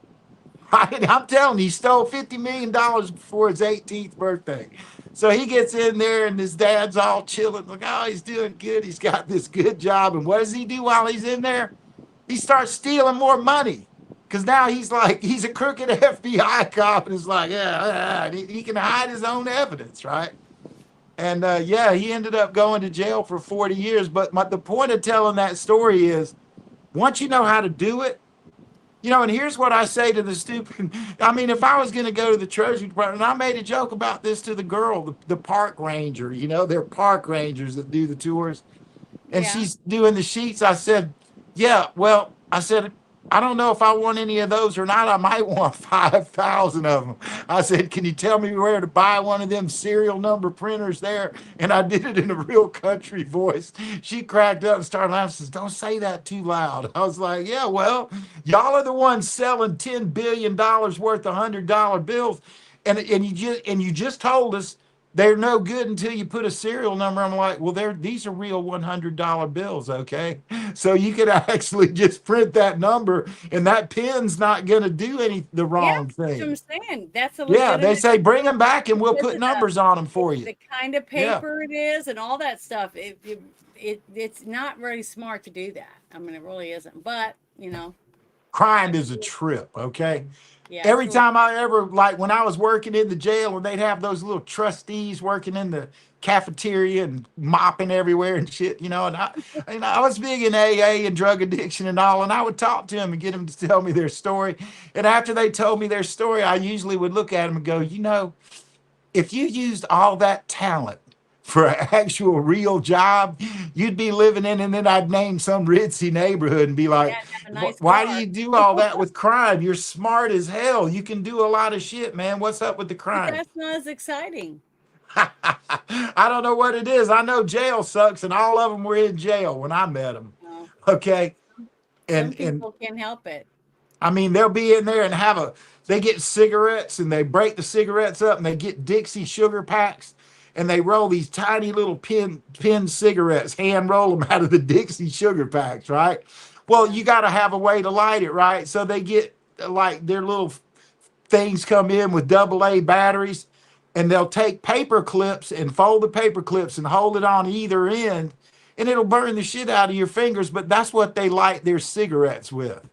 Okay, so I'm telling you, these guys know engineering, they know chemistry, they can get dudes shove up condoms with marijuana, cocaine, and all kind of stuff and get arrested on purpose, come in there, pull that stuff out of their ass, cut the condom open, and they sell that shit. One of my friends, man, a friend, somebody I work with, we did security at nightclubs together and stuff sometimes. This guy was getting $800 for a carton of Cool cigarettes. And one day they came in and they just did a random search. And he had like 12 of them in his locker, right? Because you're not supposed to bring anything like that in. His dad was a cop. Oh, so how did he sneak them into the prison? He would just bring them in his like workout bag, clothes bag or whatever, and stick them in his locker, and then he would dole them out. But $800 for a carton of cigarettes, like, yeah, $20 across the river in Carolina is $20 for a carton, and you go into jail and you get $800 for it. But his dad was a very popular cop around here when I was a young kid. He got into it later in life, but he went down hard. In another country like Norway or whatever, you'll pay almost $20 for a pack of cigarettes, of Marlboros. Yeah. Because they have such a high tariff on them because they're American. Well, after they broke those cartons up into those little Dixie sugar pack, I mean, you could smell the tobacco, but you smell the paper of the sugar pack burning almost as much. Like, Yeah. But that's how bad they wanted a cigarette. But oh my God, the contraband business in there is through the chain. They can't carry cash on them in prison. Oh shit! Oh no, there's money in jail. They got some people that come in there, man, and it's like you're going to be everybody in here's girlfriend if your wife doesn't put $80 a week in your thing, right? So the wife is putting the money in there thinking it's for commissary, but they can access cash. So, you know, they can dole it out. They got like, oh man, jail. Oh, and they can get married in there too because Chris Yeah, Rock got married. Yeah, the whole jail trip is crazy. After he murdered his whole family, and now he's got a brand new wife in prison on our tax laws. Yeah, I had another friend I went to high school. He was a burglary cop, right? He's in burglary and CID and Central Investigations. Now he's burglary, right? they brought a bunch of new computers in. You know, we're replacing all the computers. And he didn't say anything to me. He didn't say anything to anybody. He takes like 10 of the old computers and puts them in his truck and goes home. And he sold them. Man, they fried him so bad for that shit. He's like, he asked me what we were doing with them. I said, oh, we just store them in an old truck. Man, this is state-owned computers, okay? And every computer has a fingerprint. When you get on the internet and type that shit in, it sends that number. Well, those are pre-programmed to go straight to law enforcement, secure internet connections. And that thing pops up and security's like, uh-oh, this is in the wrong place, coming out of the wrong IP address, wrong house, blah, blah, blah. And so you have to put that serial number in, and this is a dead unit. And we do just store them in trucks, but you can't even steal. Like if a motherboard needs a CMOS chip or a video card burns or something like that in a school system, you can't even go to one of those and scarf parts off of it to save the county money. I mean, I kind of wanted to bring this up when we were talking about the money business, because that guy I played with who had done work for building aircraft for McDonnell Douglas, and we were just having the most fun talking, and we got to the part about fraud, and he mentioned, he's like, well, when we were building that aircraft, there was a piece of pipe just like one you could go buy at Home Depot, right? And it had to have a hole drilled in a specific part so they could reach up in a wing and grab a pin and move it, right? Well, they changed the design and the hole needed to be 2 inches different. They paid $15 million for someone to drill that hole in that pipe. One you could buy at Home Depot now, $18 max, one hole. They paid $15 million for them to make a new one to send back when they changed the wing design. And I've seen in the VA system, when I was working with the OIG, we did some investigations where the hospital approves money to do ward changes. Like, okay, we're going to take this open area and make 4 doctor's offices, and we're going to move this wall over here 8 feet and give access to the elevators, blah, blah, blah. And they get 18 or 20 million dollars. Well, it turns out that the contractor's always the brother-in-law, their director, or, you know, friends with the chief of staff or whatever. And it's all this inside shit. And then like right after they get done and they announce they're opening this new ward and everything, they'll come back in and put it all back the way it was for another 30 million. We caught them doing that a bunch of times. So, you know, is with them looking at the fraud, responsibility and accountability inside the military industrial complex, because that is not government. That's private business. Okay. And I promise you, if you're getting $30 million for an $18 pipe in 5 minutes of work, right? I don't care what you're paying the dude doing the work. I don't care shipping costs, whatever you want to add to that. You're taking a $20 pipe and getting $15 million for it. I promise you that 15 million sees a lot of hands, right? He had his stories. I've had what I've seen. And you know, that's it. When you're in that, you literally get numb to it. First you complain and you gripe, and then you get a new office down in the basement with no windows. And if you keep griping, then they do some other cruel shit to you. So there's this essence of don't run your mouth and all that. I'd go somewhere else and get a different job. Well, yeah, no, I never put up with it. I never did. I never put up with it. I sure didn't. Not especially my dad being who he was. Christ's sakes, all I had to do was call him and he could directly call the president. You know, it's like he was his doctor. Oh, you're not going to believe what Chris found today, right? Things happened fast then. When my dad died, I had to learn all new people to talk to, and Jesus Christ, it was hell. Well, this next thing I wanted to share, I didn't know how many people might have heard of it already. Bethany O'Leary on X shared this. It says, Fauci's lawyers just launched a legal defense fund. They're saying he needs it because more states and federal officials are investigating his role in the COVID response. Remember when I shared, I think it was like 2 weeks ago, that one doctor saying that they just had all this paperwork they just sent to the 50 states to their surgeon generals or whatever, so that they could try to prosecute at the state level for what's gone on with the whole COVID fraud.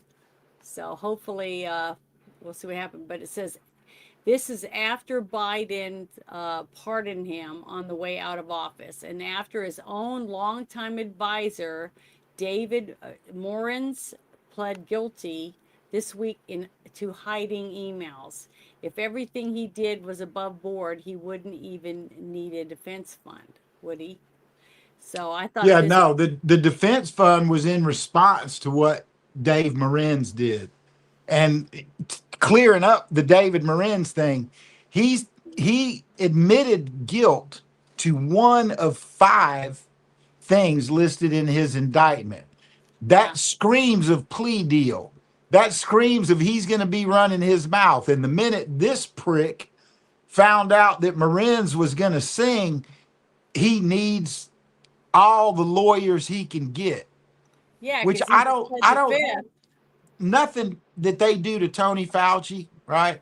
Mm-hmm. He's 85. He's going to die. God's waiting up there. He's waiting, St. Peter's at the gate with the book, right? He said, well, sit over there with Adolf Hitler and Joseph Stalin. You're in timeout. The people that he has to sit next to in that moment are the worst people that ever lived on this planet, right? And he's too old for worldly recompense. What are you going to give him? 2 years? He will be dead at the end of 2 years, right?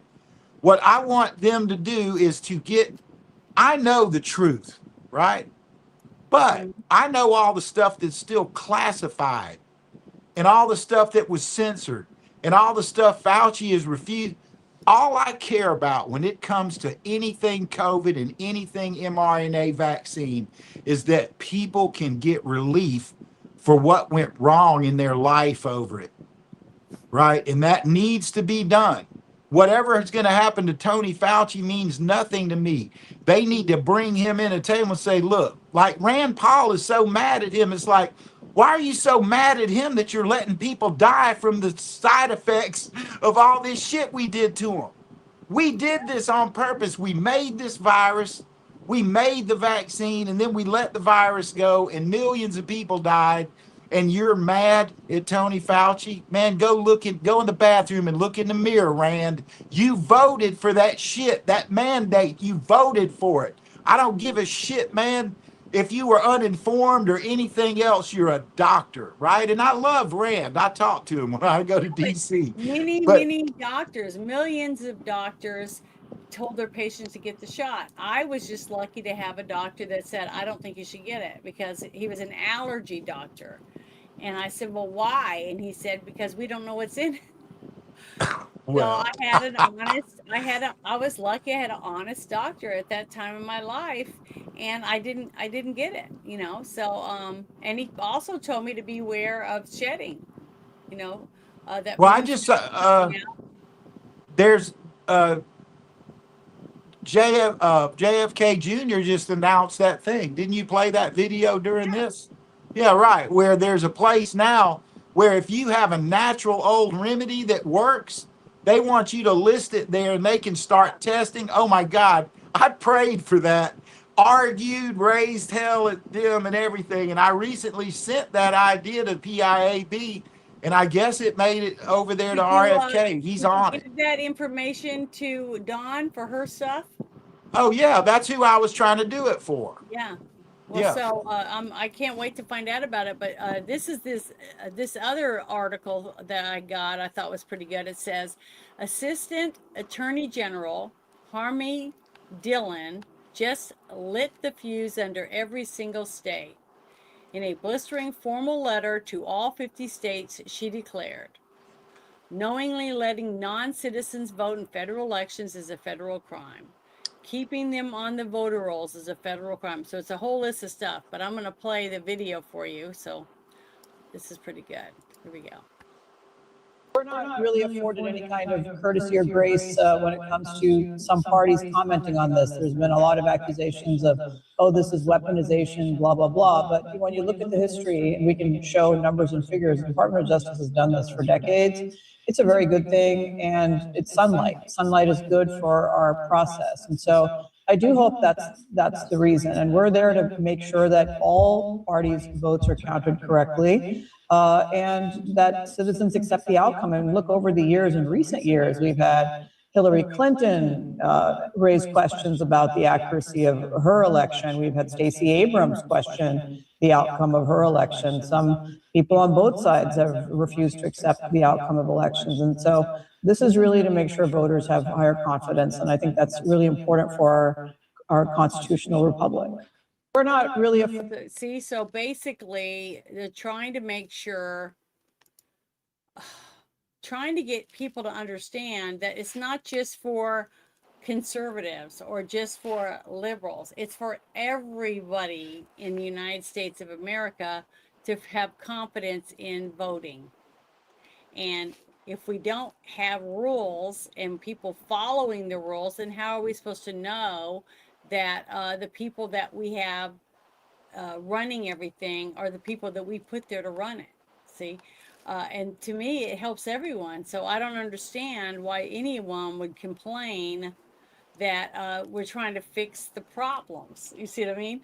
So I don't know. I just wish there was more people on the left that were standing up, like, you know, during these big meetings and stuff and hearings, to have some of the people that are on the opposite side of the aisle stand up and say, we want to stop the fraud. We want to stop the leaks, because I have people that are barely able to buy groceries. You see what I mean? Don't they have people under them that are having trouble paying their bills and stuff, when and standing up for them and telling them, I want to fix this so that my people have faith in the system again, faith to go back to their doctors, faith to that when they go vote for someone, for their sheriff or their county clerk, that they're really the person that was voted in, that kind of stuff. I don't see why it's either you're a Trump supporter or you just hate anyone that's conservative. That's why only conservatives are bitching about the outcome of the elections, which isn't true. There are people that are liberals that want fair and free elections also, and want it to be legitimate. And that, where are they though? Where are all these people that in office standing up and saying, hey, you know, we need to fix this, and why isn't this passing? So I don't understand when you have the Save America Act out on the table, and you can't even get every single person that's in the Senate to vote for it, vote yes, because aren't they American citizens themselves? Well, let's compartmentalize this. Let me be the male. Let me be the male character in this conversation. Oh, look at this. I love Carmeet Dillon, by the way, right? Bruce, you didn't have to do that. I really appreciate it, but it's my first super chat again, I guess. Gifted 5 for me for membership. Amazing. So it's a membership thing. So I really appreciate you, Bruce, for doing that. I have to get all that stuff reset up again. I'll have to go read it and figure out how to do it. I mean, I forgot how to, I barely got monetized when they took it away from me. So I really don't know how it works. I was just trying to figure it out then. But thank you very much, Bruce. I really appreciate it. Anyway, so compartmentalized, the American people want voting security. The Senate does not want voting security. That's all you can say. As a group of people, they didn't want to do this. I'm pretty sure the thumbprint idea is in the SAVE Act, right? All right, it's the truth when it comes out is, oh my God, you mean this many people been voting in every election that weren't legitimate? There are millions of migrants here. Not 1 million, not 2 million. They're estimating 20 to 30 million of them, right? Yeah. If they could all of a sudden, here's the proof, but there's more to that than this. I'll give you 2 examples of behind the scenes politics. Let's start with Lindsey Graham's sister. Okay, this is not a monarchy and family members don't take over seats. When she was interviewed, she said, I don't know anything about national security. Well, I could bet you money the reason that Trump endorsed her today, he wants a big dummy in there. After Lindsay died, and he wasn't even cold yet, right? Yeah. And people were already trashing him about his wars in Ukraine and all this other shit. You know, he's a real live military industrial complex guy. We just got through that, right? And then so you got Trump. He's like, yeah, I don't want her in there. But there's more to that to me. Why don't state senators, represent their states in the federal government and stop getting involved in international conflicts and international politics? That's not your job. Their job is, okay, so Nissan comes and puts a factory in Tennessee. And the state senator's job is to make sure that the international transactions are fair to his state. He's supposed to monitor the things at the federal level that serve his state, right? The interstate bridge goes. How many interstate bridges we need? Oh my God, pretty much every one you go over, they're unsafe. And they're rusted and all this other shit because they're 80 years old. They're supposed to get the federal money to get those things done and then make sure there's no shenanigans between the state people who get the money and family members and shit like that. You think there's a fair contract system, but we don't have one. So that's the same kind of thing that needs to be looked at. Like the stuff with the border and immigration law. They're benefiting from those things. They're not an American. I've not met one American who just totally hates the shit out of every immigrant. We don't. We hate the ones that riot in the street and carry other people's flags and stab our loved ones. Those are the ones we don't like. And if they had the immigration system working, then they wouldn't. When you're going to go after a criminal, right? You want somebody that doesn't carry a gun or a knife or have gang tattoos all over them. Mm-hmm. You're going to get the husband and wife who have been migrating to work in the farms and all that, and they got 3 kids, and they open the border. They're like, good, I've been ready to go to America. I can't stand this shit. And they come, and now they're stuck here. They've been doing all this stuff, right? Those people should be able to walk up to the border and say, here's who I work for. Might even be some of our most loved senators. I hate to say it, but you know, John Kennedy Farms and Orrin Hatch Farms and all these other people, they're using them, right? Yeah, so why can't they just do it in their own state, in their own town, instead of having to go to the border to do it? Well, the border and customs is responsible for the border. I know, but what I'm saying is, if you live in Dallas, Texas, and you've had a small business with your wife that you married, or that you've been with, your common law wife or whatever, because you're not legal. Okay, you've been here for 20 years, you're not legal, but your spouse and you have kids together that are born in this country. You've been working for your wife in this business, paying taxes, you're buying a house, you got a car, blah, blah, blah, blah. And why can't that person who's just got that letter, just like we talked about earlier, that says they owe $500,000 in fines, or they can leave, whatever, why can't he take his fines and go to the courthouse or whatever and say, hey, I want to apply for my citizenship, so what do I need to do? Why can't they just do it that way instead of having to go to another state or whatever else to do it? I'm gonna say that's the same reason that all these doctors who did everything COVID, I was able to get to all the information that said don't do this no matter what. They're saying, well, there was no information. It's like, that's not true. The information was there. Now, when it comes to this migrant issue, Yeah. If you've had a child with an American woman, your name should be on the birth certificate. Yeah. If you've been working and you've been working on a state ID that your employer got you through an H-1B, right? Then you need to go down to naturalization and take the test. You got to be able to say the Pledge of Allegiance by memory, right? There's just a few things you have to do. You have to be able to pass an English test, right? That, but if he's been here for 20 years, I No, don't I'm see why saying he would have any problems. No, it's not the problem. He didn't finish the steps. Maybe he didn't sign the birth certificate because he was afraid they'd track him. Maybe he was getting paid under the table as a benefit to his boss. But if they do everything the right way, sign this, okay, now you had a child with this woman, that's pretty much grounds for legal marriage. Fined for $500,000, okay, something like that.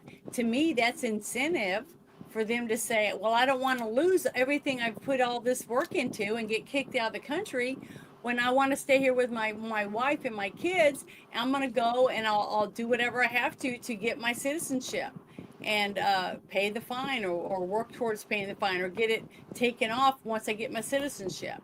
That type of stuff. I wish we had live Grok up here so we could click on Grok and say, what is the actual cost of an illegal immigrant here? And this couple that we're talking about right now, okay, he's here illegally. All right, put in there he's not paying taxes. Put in there this child he had with this woman is going to school and getting Head Start and all this other stuff. She's getting benefits for being married from the state and food stamps and everything else. Well, it's probably close to $900 a day. Yeah, but that's not what I was saying. The situation I was talking about is a woman who owns her own business. Let's say it's a little gas station or a little mom and pop grocery store, not real big. It's in a small town, and she met this guy. They fell in love, and they moved in together. They've been basically common law married because they've been together for so long, but they have 3 kids. They're all going to school, but she owns a business. She's paying taxes, and he runs a business with her. And he just never put in the paperwork, but he can speak English, he can drive, he can do all these things, even though he hasn't applied to become a citizen. Okay, so if he gets a letter in the mail that says he owes $500,000 or whatever, I'm just guesstimating from what we watched earlier, why can't he just say, well, I don't want to lose what I have. I don't want to go to Mexico or back to Guatemala or wherever he came from, right? I don't want to go back. I want to be here with my family. And then he goes, takes whatever he has to do, a test or whatever, to apply for citizenship and do whatever steps he has to do so that he can have that fine removed and get to stay because he wants to do the right thing. See what I mean?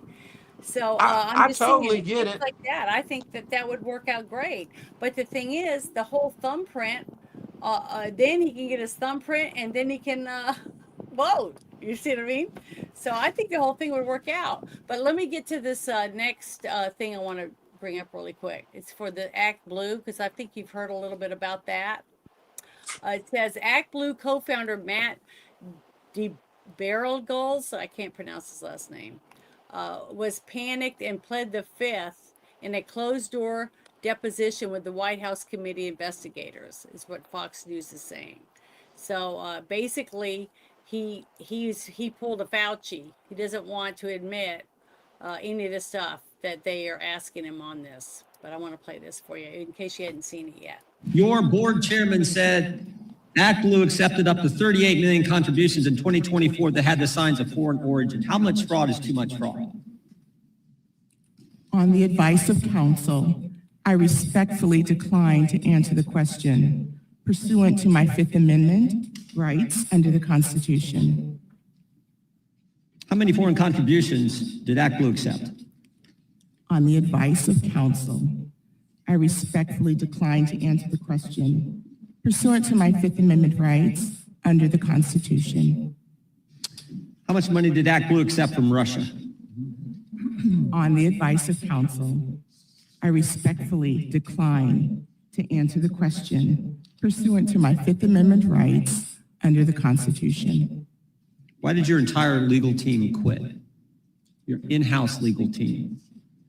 On the advice of counsel, I respectfully decline to answer the question pursuant to my Fifth Amendment rights under the Constitution. Did your legal team quit because of reduced fraud standards? On the advice of counsel, I respectfully decline to answer the question pursuant to my Fifth Amendment rights under the Constitution. Understand. And we won't keep you here all day, but let me just do one more. Did you weaken your fraud standards to help Democrats? On the advice of counsel, I respectfully decline to answer the question pursuant to my Fifth Amendment rights under the Constitution. Mr. Chairman, I appreciate the good work you and your committee are doing. Your board. This is the sad truth about this is you have one side that asks legitimate questions that would be asked in court, basically. If you were working for a bank or if you work for this corporation or whatever else, and you were handling the books, right? But if you were in that position and you said that you pled the fifth, how long do you think you'd have that job? You wouldn't have very long, would you? That's what's stunning to me is the fact that it's split down the middle.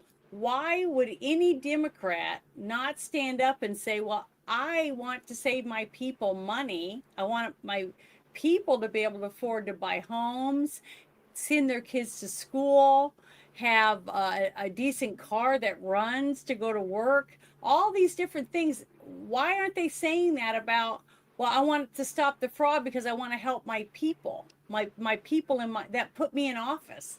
I don't see any of them saying any of those things. They sit there and they won't even ask him a question. You know, they just tell a story or whatever. They don't even ask them a question about what color shoes you wearing today. They don't ask them nothing. And if they do ask them, they ask them something that it has nothing to do with what they're even there for. But they don't want to ask them anything because then when they have to say they have to plead the fifth, it makes them look bad. So they just don't ask them any questions. They just tell a story or pull out something out of their ass, you know. To me, I don't understand that because you should be for the people, not one side or the other. I'm not for one side or the other. I'm conservative. I want to see if you are in office and you break the law, whatever law it is, I think you should be arrested. Just like that guy down the street that doesn't work for the government would get arrested if he did the exact same thing. If he was drinking under the influence or if he was taking drugs and trying to run a backhoe or any of these things, any job would be held accountable by doing some of the things that these people are getting away with and then trying to put the money back in the bank to pay the bills because we're in debt. Our country's in debt. Don't they care about that? Our children are being born today already in debt, and they haven't even spent one penny yet on their own. So I don't get it. I don't understand why half the country doesn't want to fix the problem. They just want to keep piling it up higher and higher until we have to jump off the edge because there's no place else to go. Okay, so do you remember me telling you that the day of the cancer hearing in June? It's like it was a couple days before this because I watched this whole hearing and it got worse than what he did. But I'm there. We have the hearing. I'm watching the Democrats talking. I'm listening to the Democrat witnesses. You know, the head committee and the chairman get to pick witnesses, and then the defense gets to pick witnesses or the minority. Yeah. All right. So I sat through that whole thing. Well, when it was over, I walked right over and stood with Ron Johnson, and he was asking this woman who had given an ass a false testimony. And he's like, now that you've seen, because our side is putting up, and when I say our side, I'm saying the side trying to get the truth out.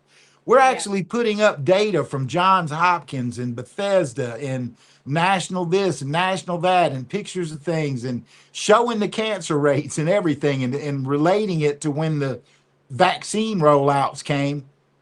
Mm-hmm. At the end of that, when Ron Johnson asked her about why she wasn't more open and honest, and she said, I've never seen any of this data. She was a doctor, right? the head of the Oncologist of America, the entire union of oncologists.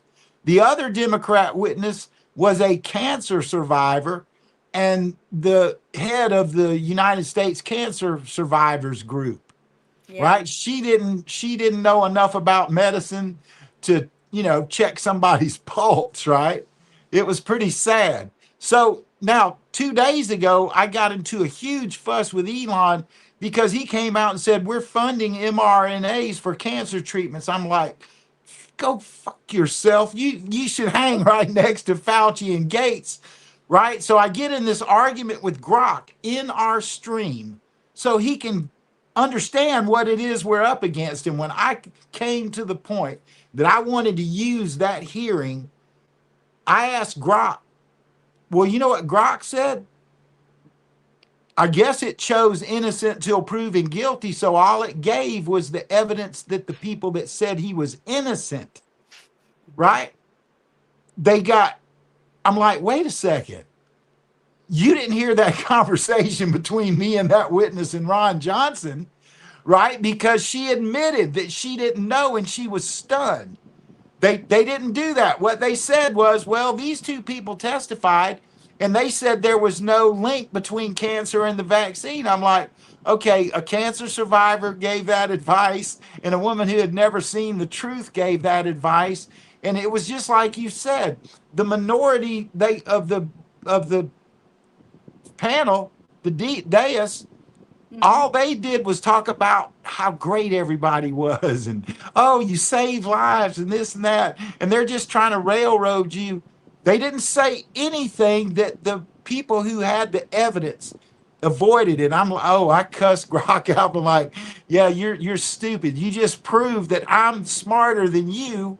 And you're supposed to be the smartest thing on the planet. So go fuck yourself. I mean, I was mad. I was not a little bit mad. I had Grok printing out exactly what was going wrong in the enzyme trees and all this.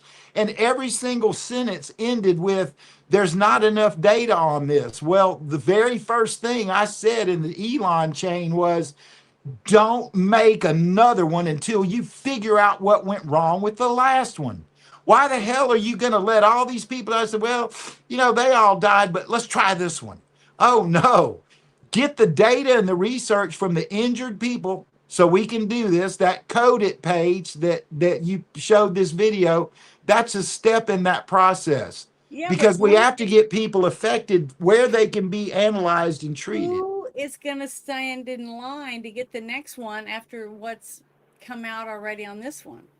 There are people that hate Donald Trump so bad, and they hate MAGA so bad that they'll go take one just to be rebellious, and they don't understand the risk they're taking. Well, any person that wants to do that, then it's on them. I mean, well, of course, yeah, you can do it. Yeah, do it. That's what I tell them. Go ahead, man, do it. Well, I don't want them to do it because I don't want to see anybody get sick and die. But the thing is, just like them trying to force me to do it against my will, or even forcing people against their will to do it while they're unconscious, about to have surgery, it's the same thing. It's forcing something on someone. That's just like saying that patient was unconscious and that we raped them, because they did. Yeah, let's go back to what I started this with. When Fauci gets up there to the pearly gates and Peter is going to tell him, go right over there and sit with Stalin and, Chairman Mao. Yeah, Chairman Mao, who killed all the people at Tiananmen Square. Jim Jones. Yeah, he's going to, we have a special place for people like you. Come over here and meet your new roommates, Yeah, because that's the price will be at that moment. Yeah. Yeah, that's what's going to happen at the end, I'm pretty sure. But here is something I wanted to share, because we shared last week when we did our thing with James O'Keefe, okay, which I thought was hilarious. The fact that they just let him go in there and vouch for 8 people. They said, oh, you can vouch up to 8 people, blah, blah, blah. Now, this is in Alaska. This isn't in Minnesota. So I want to share this one because it's a new video by him. But I just think it's almost like it's made for TV. You know what I mean? It's not even real. That's how ridiculous it is. Here we go. And Brian Murkowski. If you want, we can look you up first, or? Yeah, I just want to see. No, I left the ID at home. Okay. Can I give you a name? Yeah, we'll trade. Okay, sorry about that. The last name is Murkowski. And what is your first name? The name is Brian. Do you know how to spell Brian? Brian. Is the name on the list? You are. Okay, perfect. So this is the right place. Yes, state ID. Oh, okay. Military ID. I think I left that at home. Oh, Can maybe I should be like TSA, a real ID, please. Would it be possible to vote without it today? Absolutely possible. Oh, good. You have a mugshot. Oh, I think I left that at home. Blood? DNA. I got blood. You got blood, you want to leave your blood? Can you check to see if I'm in the right place? I can do that for you. Oh, hello. But you don't have, any IDs? I think I left it at home. Would it still be possible to vote today? Yeah, yes, you can vote if you'd like to. Do you want to do a question ballot? I mean, all I got to do is do the question ballot, then I can vote. Yes, sir. Oh, that's so convenient. It's shocking that the people inside this polling location here in Alaska did not question me at all, considering the last name Murkowski is very, very unusual last name, and that's their current senator. But I went in there and kept saying I didn't have my ID. The woman said, you can vote today. All you got to do is fill this document out. So we just fill out the question ballot, and then Brian Murkowski can vote today. Yes, sir. Yes, sir. Scary. And we think, and everybody says everything's going to be fine, but it can't be fine if people are voting that have no right to vote. It doesn't matter what state it's in. If it's in Alaska, it still affects the rest of us, especially if you're voting for anyone in the federal part of the jobs. You see what I mean? So if you guys want to have a bunch of ding-dongs like that voting for your mayor, right, of your city, like they did in New York, it's nobody's business but that state. But when you're having an election where your vote is going to affect me in my state, then I don't think that kind of shit should fly. You see what I mean? That's why I get upset. It's not, it affects all of us. Where our money's going, who's sending money to what dick over there in that other state, or in the other countries or whatever. And I just think this bullshit. I want to see some of these people finally punished at the state level. Also, the states have got to. I don't know what they're going to do. It's utter chaos.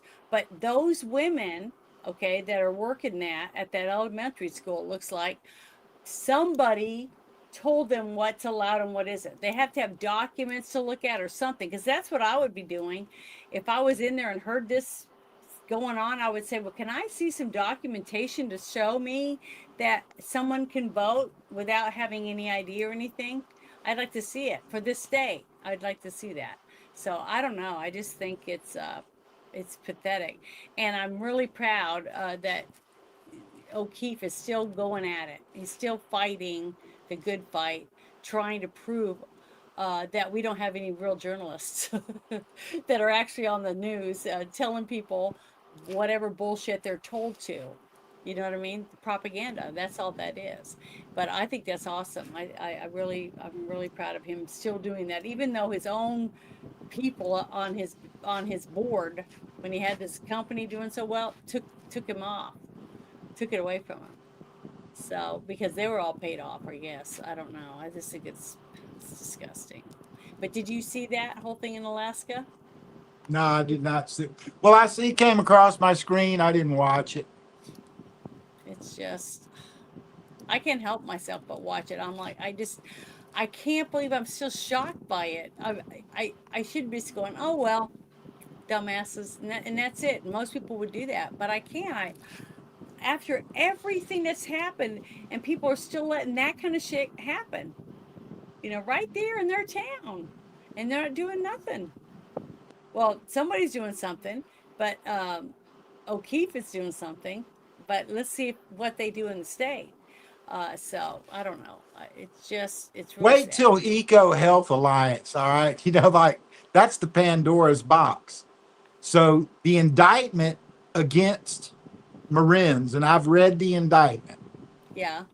It has co-conspirator one, and then it has a company conspirator. All right, company conspirator. I happen to know myself. I don't know. They don't list it in there, but that's Eco Health Alliance.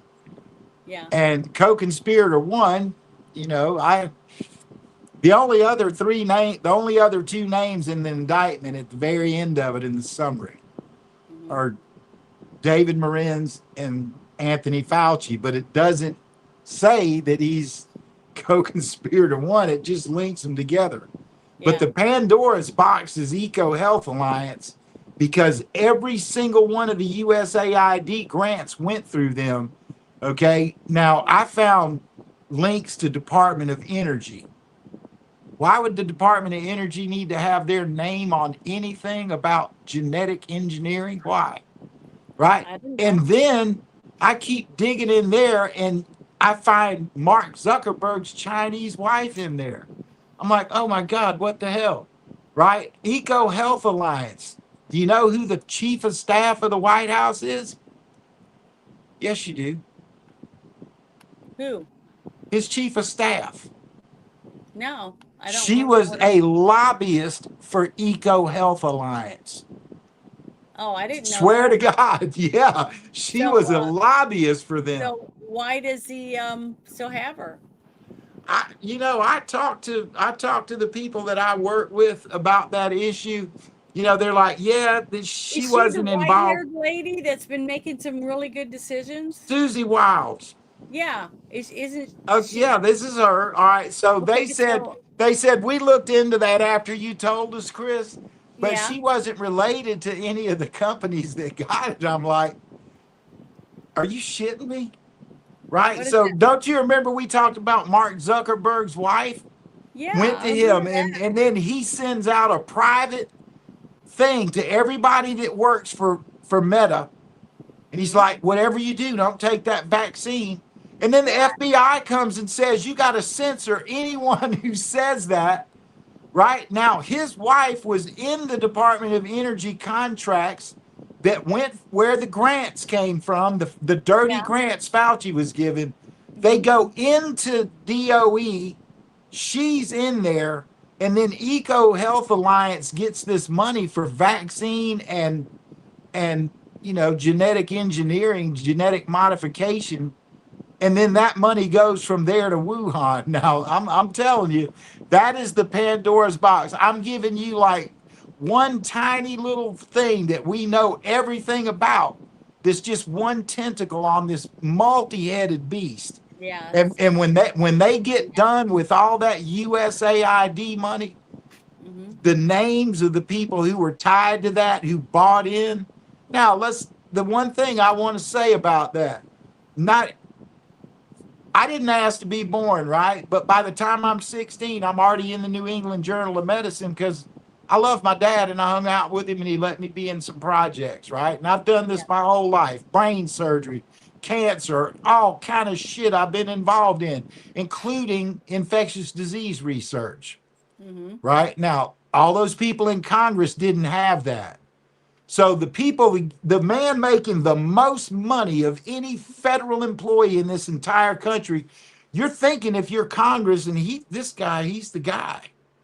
He comes in and starts lying to you about not telling the truth. They didn't have anything to go on, so they got duped into it.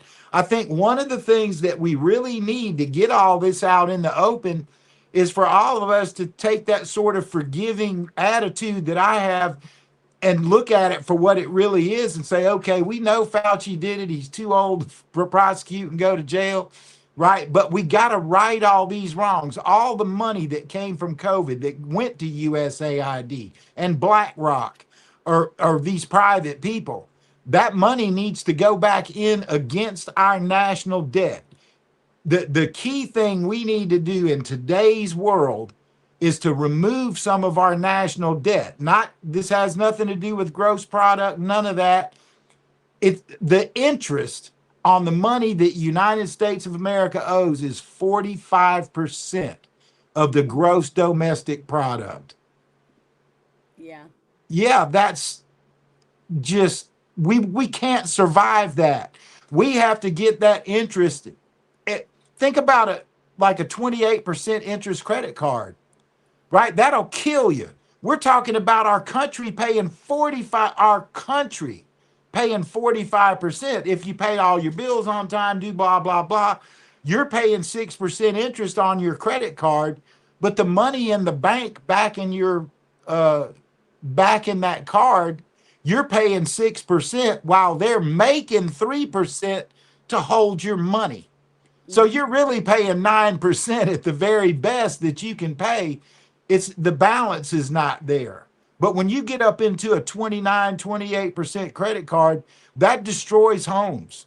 It takes food off tables and all this other stuff. And when you think about everything the United States makes, from all the effort everyone makes all together, that almost half that money pays interest.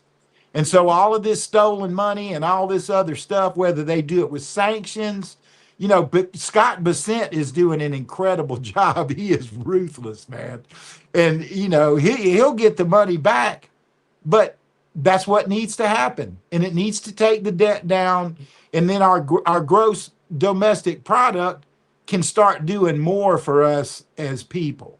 Yeah. I don't like the money situation, Yeah, but I I don't don't either. invest none of that shit. I don't care. I never did, but it's very corrupt. Yeah, it's corrupt, but we have to stop the leaks before we can start filling up the pot again. See what I That's mean? right. Because Yeah. it's just gonna be draining out like it's been for forever.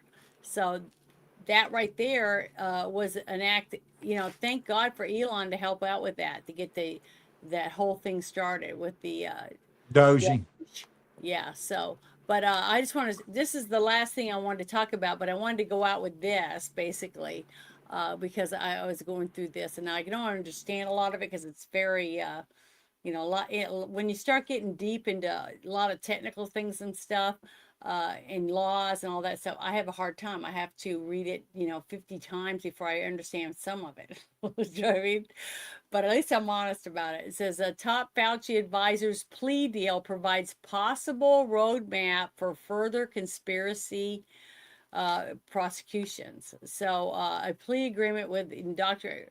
Anthony Fauci's former senior advisor details a scheme to evade public records laws, suggesting potential legal jeopardy for the others involved, which is what, just like I said, I think it was almost 2 years ago when I was saying that we have to get the little guys, get them in there, get the information from them, the facts from them, and then any evidence that we can collect from them. And if they squeal and that we get other information that goes above their head, then we go to the next level. And we offer them a smaller, time in jail or whatever we can to get what we have to work our way up to the top. That's how it works. Everything I've ever seen on any movie, watching trials, all kinds of stuff, basically that's what it falls down to. But I want to play this real quick, this video for you. It's not very long. Just give me a second. Fortunately, our election in November is really not going to be about Republicans versus conservatives, Republicans versus Democrats, or liberals versus conservatives. This election is going to be about those who love America versus those who seek the destruction of America. Because when the Democrats are running people who believe the American flag is only good to wipe their hands on, when they're running people who volunteered with Hamas and Al-Qaeda as their candidates, we have to say these people aren't coming to build America, they're coming to destroy it. That's what we have to get the word out to every voter about in November. Yeah, 100%. I agree with what he just said. And that's the scary truth. Just like I said, it shouldn't have anything to do with whether you have an R by your name or an L by your name. It should be this. pledge allegiance to the United States of America. I couldn't agree more. You know what I mean? And I've always thought that way. I mean, I always felt like I don't understand what all the bickering is. We all should want the same goal, and we just have different points of view on how to get to it. But I'm realizing that I was wrong about that, because not everybody has the same goal. And when I brought up that whole thing in the space about, I said I was looking and reading because I've been having dreams, about different things that people have been talking about. And then I was reading through Revelation. And I said, America is not mentioned in Revelations. And I said, so, we're not going to be here. America is not going to be around when the end time comes. So what's going to happen to the land that we're standing on right now? What happens to it? Who owns it? Is it because it become a one world government? And this is the founding part of the one world government. And the more I started thinking about that, I thought, and the best way for them to take our country is just like with that, this one video that I want to play.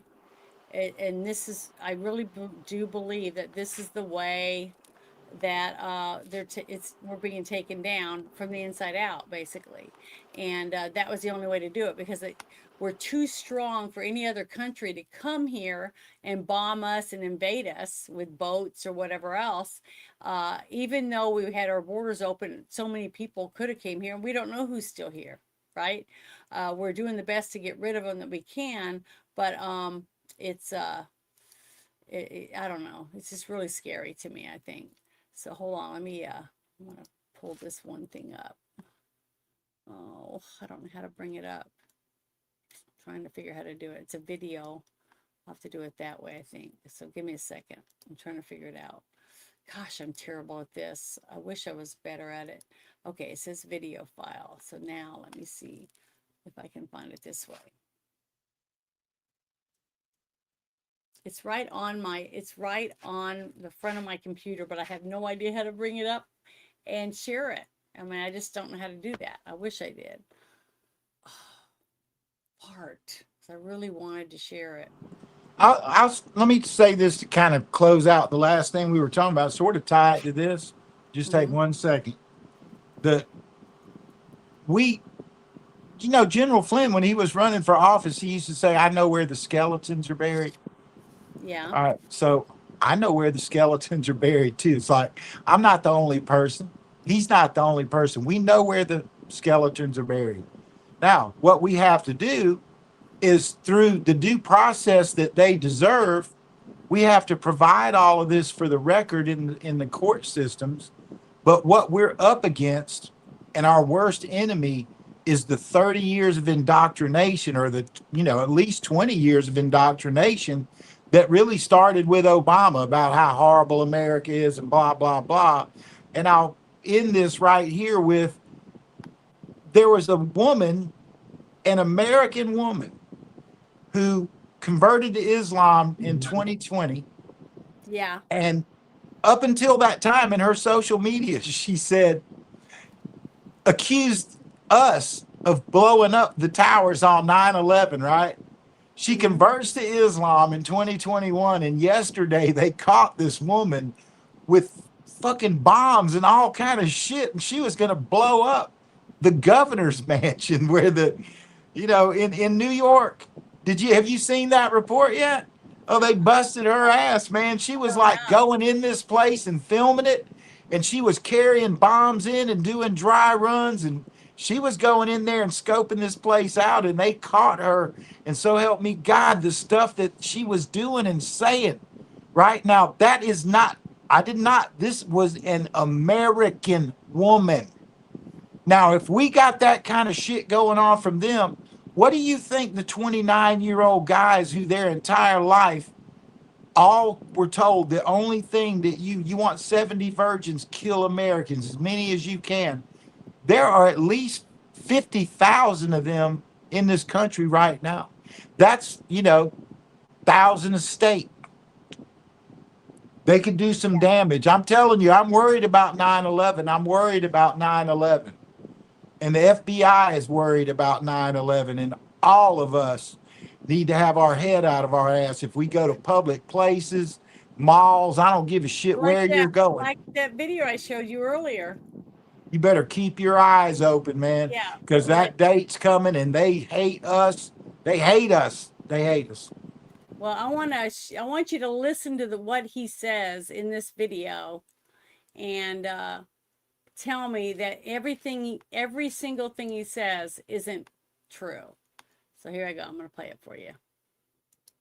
If I were the devil, if I were the prince of darkness, I'd want to engulf the whole world in darkness, and I'd have a third of its real estate and 4/5 of its population, but I wouldn't be happy until I had seized the ripest apple on the tree. So I'd set about, however necessary, to take over the United States. I'd subvert the churches first. I'd begin with a campaign of whispers. With the wisdom of the serpent, I would whisper to you as I whispered to Eve, do as you please. To the young, I would whisper that the Bible is a myth. I would convince them that man created God instead of the other way around. I would confide that what's bad is good and what's good is square. And the old, I would teach to pray after me, Our Father, which art in Washington. And then I'd get organized. I'd educate authors in how to make lurid literature exciting so that anything else would appear dull and uninteresting. I'd threaten TV with dirtier movies and vice versa. I'd peddle narcotics to whom I could. I'd sell alcohol to ladies and gentlemen of distinction. I'd tranquilize the rest with pills. If I were the devil, I'd soon have families at war with themselves, churches at war with themselves, and nations at war with themselves, until each in its turn was consumed. And with promises of higher ratings, I'd have mesmerizing media fanning the flames. If I were the devil, I would encourage schools to refine young intellects, but neglect to discipline emotions, just let those run wild. Until before you knew it, you'd have to have drug-sniffing dogs and metal detectors at every schoolhouse door. Within a decade, I'd have prisons overflowing. I'd have judges promoting pornography. Soon I could evict God from the courthouse, then from the schoolhouse, and then from the houses of Congress. And in his own churches, I would substitute psychology for religion and deify science. I would lure priests and pastors into misusing boys and girls and church money. If I were the devil, I'd make the symbol of Easter an egg and the symbol of Christmas a bottle. If I were the devil, I'd take from those who have and give to those who want it until I had killed the incentive of the ambitious. What'll you bet? I couldn't get whole states to promote gambling as the way to get rich. I would caution against extremes in hard work, in patriotism, in moral conduct. I would convince the young that marriage is old-fashioned, that swinging is more fun, that what you see on TV is the way to be. And thus I could undress you in public, and I could lure you into bed with diseases for which there is no cure. In other words, if I were the devil, I'd just keep right on doing what he's doing. Scary, isn't it? Yeah, you know, I mentioned even in this talk tonight that I was in a DJ and I was the night fly. I went by Seymour, but it's not the Seymour like my username. It was SEYMOUR because they all told me I acted like a Jew. And so I went by Seymour, and it was WYMX in Augusta at Rock 106. But every Sunday night at 3 a.m., I had to play that and the national anthem every Sunday at 3 a.m. Well, my mother loved Paul Harvey. Me And too. my grandmother loved Paul Harvey, and they would listen to him every time he was on. And when I don't know, it wasn't my mom that gave me that. It was someone else. I don't remember who it was. But ever since they shared that with me, I listened to it, and I was like, every single thing he said is true. Yeah. At least from my point of view, it is. But I wanted to post this for Bruce. It says, I would prefer a future like Starship Troopers. If you guys have seen the movie, you'll know what he means. But I'll set it for a Star Trek future because there's no Muslims in the future either. in that future either. And so I was going to play this for him because I know he hates it. They As do a, have Klingons, though. the thing is, I'm going to play this for him as a reward because I know he absolutely hates the song or the sound effects in this. So here we go. This is for you, Bruce. Thank you for the $10 or whatever it is. I don't know how this works, but here we go. Oh my God, what the fuck? Oh my God. Because he hates that sound effect, I know it. But I just had to do that for you, so you deserve it. Thank you very much. I appreciate it. So I can take that down now. But yeah, I wanted to play that Paul Harvey going out because every single thing, and this is my opinion, that Paul Harvey said, just keep doing it, okay, because that's what the devil would want, is all I see the Democrats doing. And some rhinos, all rhinos. Anybody that's a rhino is basically a Democrat to me or a liberal. Because Uniparty. I'm not seeing, well, it's not a uniparty because people, there's a lot of, I can't remember their names, but this Kennedy, Senator Kennedy, and a few others. I just don't see them the same way as I see most of the other ones. Yeah. Because I see some of these people that are actually making videos, sharing information. Like you said, Senator Johnson, okay? They're not a uniparty. Those people are actually doing something. Remember, the state of representatives, okay, the state representatives passed the SAVE Act in February, okay, and put it on Thune's desk. Okay, so whoever's holding it there from then to now, they're the problem, okay, because they haven't even done anything about it. They haven't even got all Trump's judges done yet. So when we do go to trials and we start putting all this stuff in federal court, who's going to be the judges? See, they're dragging their feet. They're dragging and dragging and dragging. Now it's almost November. Okay? They know exactly what they're doing. They do not want us, the American people, to be successful in what we voted for, which is Trump.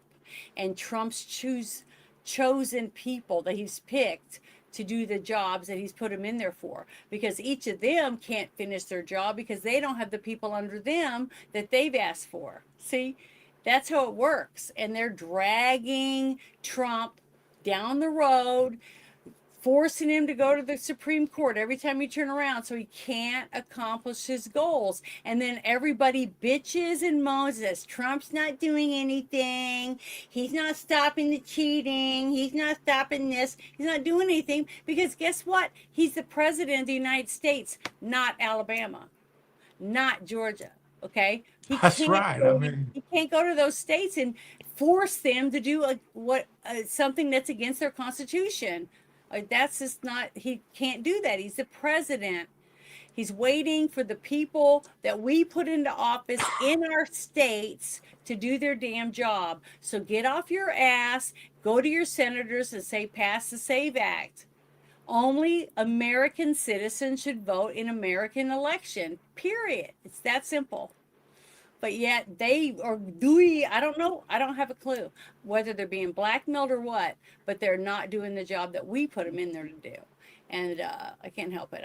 It just infuriates me because to me it's common sense. It's supposed to be infuriated. It's wrong. I know it is wrong. So what else can we do?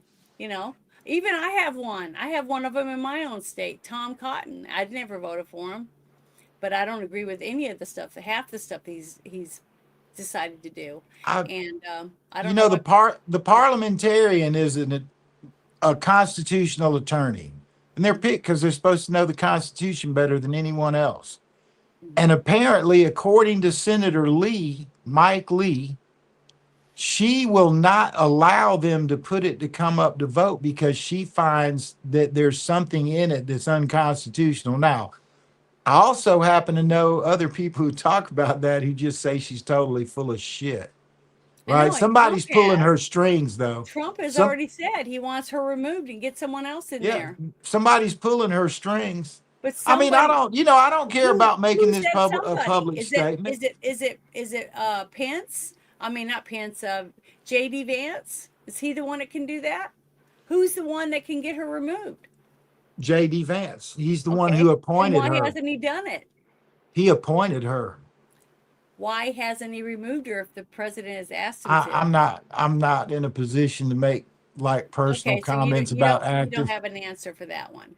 Well, all I know is I think it's ridiculous that we have all these people that say that they care, that they want something to happen, and that they want America to be fruitful and free, yet all their actions prove this just the opposite. That's no different than a man and a woman that get married and the wife grabs his wife by the throat and he's punching her in the face while he says, I love you, honey. I love you. What's the difference? None whatsoever. That was He's a a really good liar and he's full of analogy. I shit. can tell you. That's a Okay. good analogy. The Well, the question thing is, is, why does she keep going back? Right? well, And see, that's us I'm in that trapped. picture. I'm trapped Yeah, here. that's us in that picture, though. I Why do we live in keep going America. back? We're I getting live our here. ass beat and we don't do shit about it. Well, I'm doing shit, but I wish more people would do something. But Man, there's I'd be no like, difference. man, oh my God, this is a horrible story, but let me tell you something. It was during the Guns for Drugs. Remember I told you that Oliver North shit, and I was working we were doing dirty shit. Of course we were, right?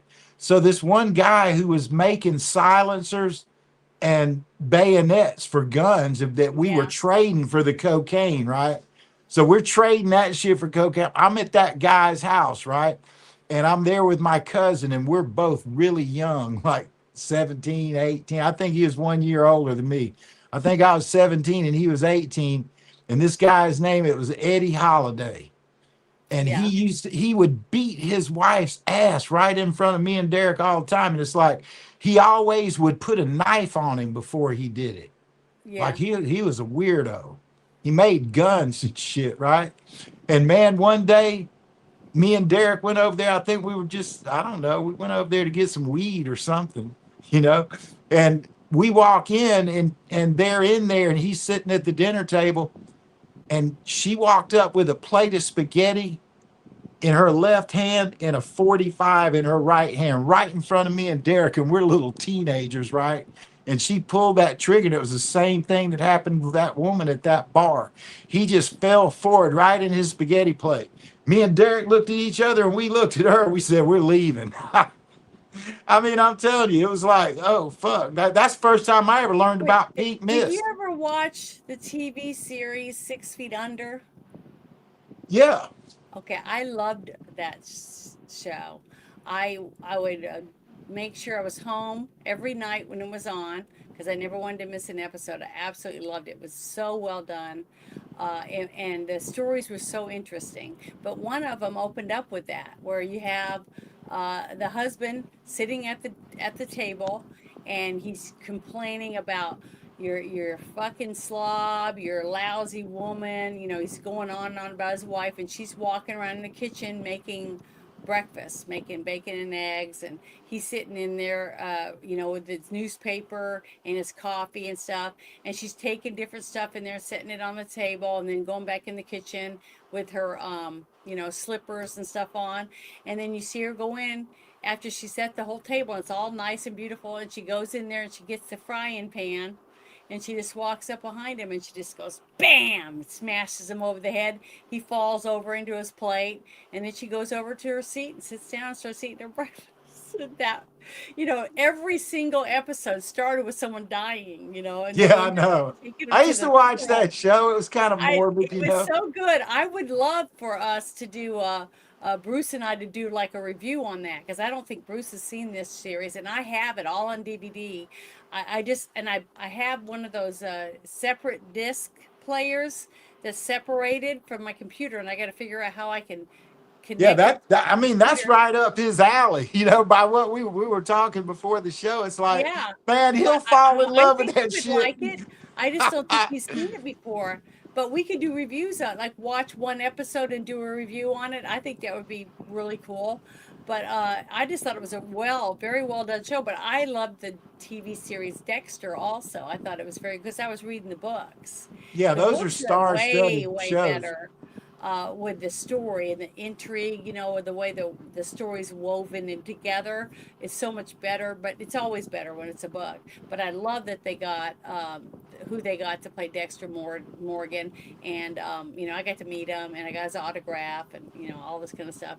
So I don't know. I just really love that kind of stuff. But I like stuff that's entertainment, because I know it's entertainment. I don't want to kill people. I don't want to hurt people, but I want something that keeps you entertained for the time that you've allotted for the show, whether it's an hour or 2 hours for a movie.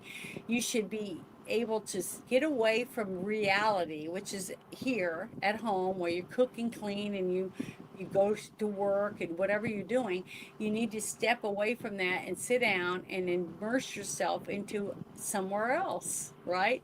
Other characters, other things that are going on for your 2 hours that you paid for. That's what I want to get back to. I want to get back to where we can forget about all the stupidity of dumbasses that keep getting elected over and over again because dumbasses voted for them. I mean, I don't understand. I just don't understand it. But hopefully we can clean this up. So we can finish on a positive note. You ought to pull up that meme I made today. And anybody that wants to use it, but it has a real pretty song that kind of starts out. Is it on your X? I think it's in the Discord chat. Okay, let me go look, dig around real quick. Yeah, make sure it's in there because I can send it to you It's just 1 minute, because of copyright rules. Let me see. Is it the Charlie Kirk thing? No. Okay, I'm going up still. Let me take a look. That? It says always tell the truth. That one? No, that's not it. Let me send it to you real quick. Okay. It'll take 1 second. Sorry, there's a few things in here, but I don't see. That one's a meme. I mean, it says thank you. One side. I'll send it to you. Just the truth. I'll send it to you. Okay. Give me 1 second. Yeah, there it is.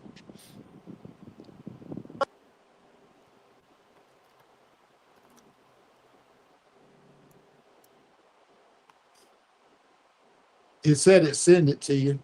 Okay, well, I don't see it yet. Yeah, hang on 1 second. That's it. Friday Night Shit Show. Because I'm saying you can email them to me too, Yeah, it should pop up in the chat in just a second. Yeah, it's there. Okay, well, I don't see it yet, so. Good. I still see Tiffany's thing. Yeah, it's showing on my screen. It might still be loading into yours.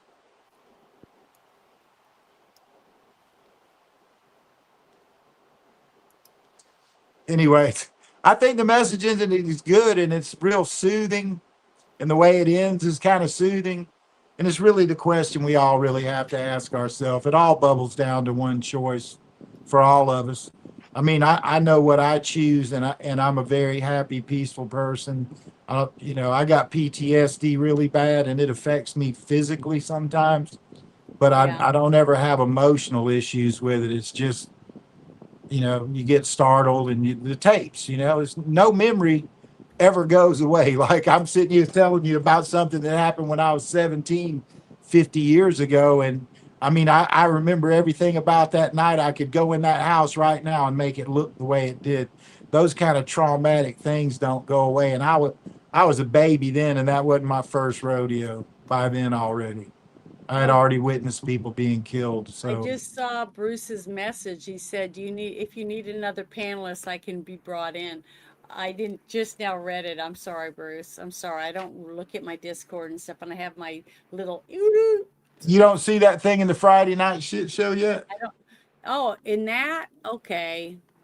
I was looking in our messages. Oh, no. Yeah, I sent it to the Okay, shit so show. hold on. I got to go back over here to the Yeah, far end. anybody that wants to use it. I mean, I don't know. I This like one, it. it doesn't matter which one you throw. That one. Yeah, yeah. Okay, well, I've Play seen that. that one. I wish I'd known that's what you were talking about. I was looking in our messages Oh no. when you said that. So hold on now. I gotta share my screen. Yeah, I love doing memes. I mean, you would think with my job and it's all serious and the stuff I have to do, but like you said, you crochet, Right right? here? And Yeah. This is what I do. I make memes.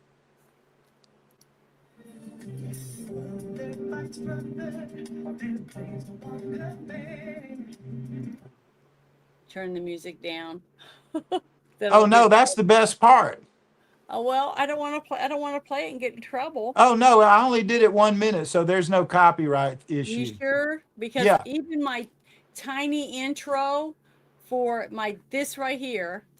Okay, I'm gonna show you this one here that I made right here. It's long and I get a copyright on every time I play it. I have to take it out of the video.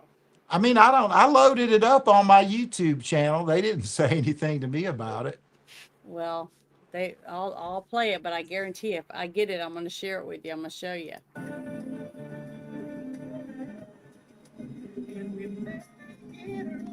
Yeah, she's singing "Can We Change the World." It sounds a lot different when you're listening to it directly off. Anybody that wants to take that to download it, you feel free to do it. I don't Okay. think there's It's any. It's on your YouTube. It's up on there. Yep. Mm-hmm. Okay, because I get stuff they tell me all the time. Oh, you can't do this, you can't do that because of that on there. Blah blah blah. Yeah. So, Well, I am an ASCAP BMI producer, right? So all my stuff gets a number on it anyway. I have to do it that way. And any credits that would go, it just automatically goes to whoever. So people like when I use their stuff, but I still have a 1 minute limitation. Is that what he meant? You think when he was saying that's how I have to share it and it won't have an echo? Yeah. Yeah, Okay. exactly. What he was saying in the chat didn't make sense because normally I click on the little plus sign at the bottom down there, right? Yeah.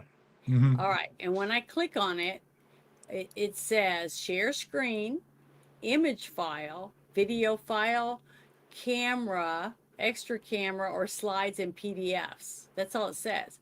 It didn't say what he was saying it said in the chat. So I didn't understand what he was saying. Now, it says present or invite, and that is what I would click on to get that to come up.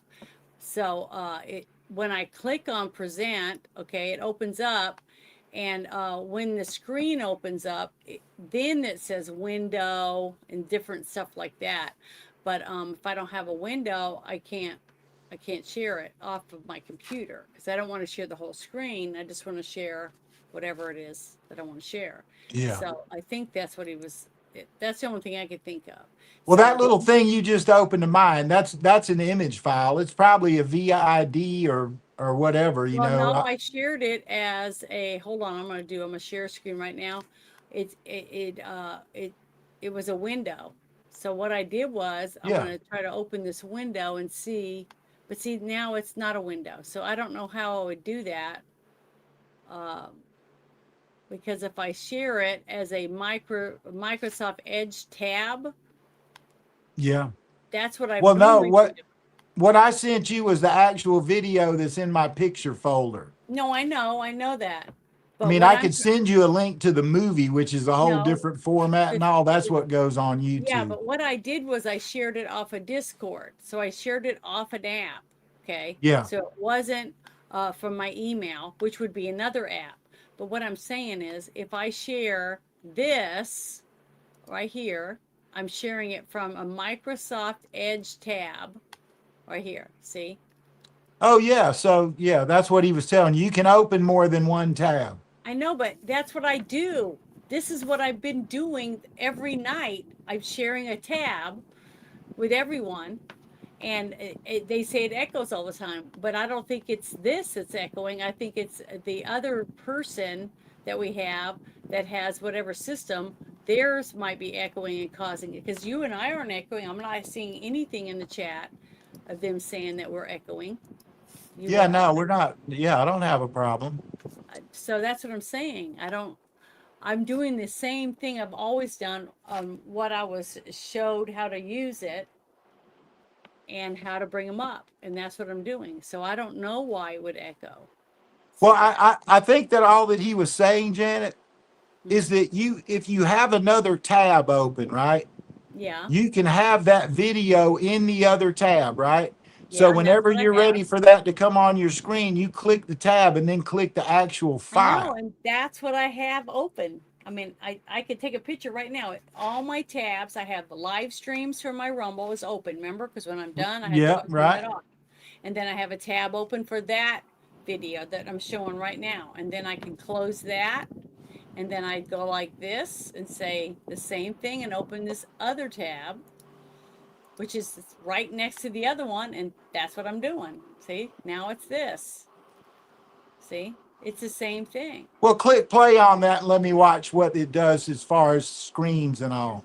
CIA observed Venezuela conduct. Okay, so that's playing through X, right? Yeah. Now, if you had the link to that video and you had another tab and you did a copy and paste and pasted it in the other tab, then this whole X screen would just turn into the video playing. Now, do you understand?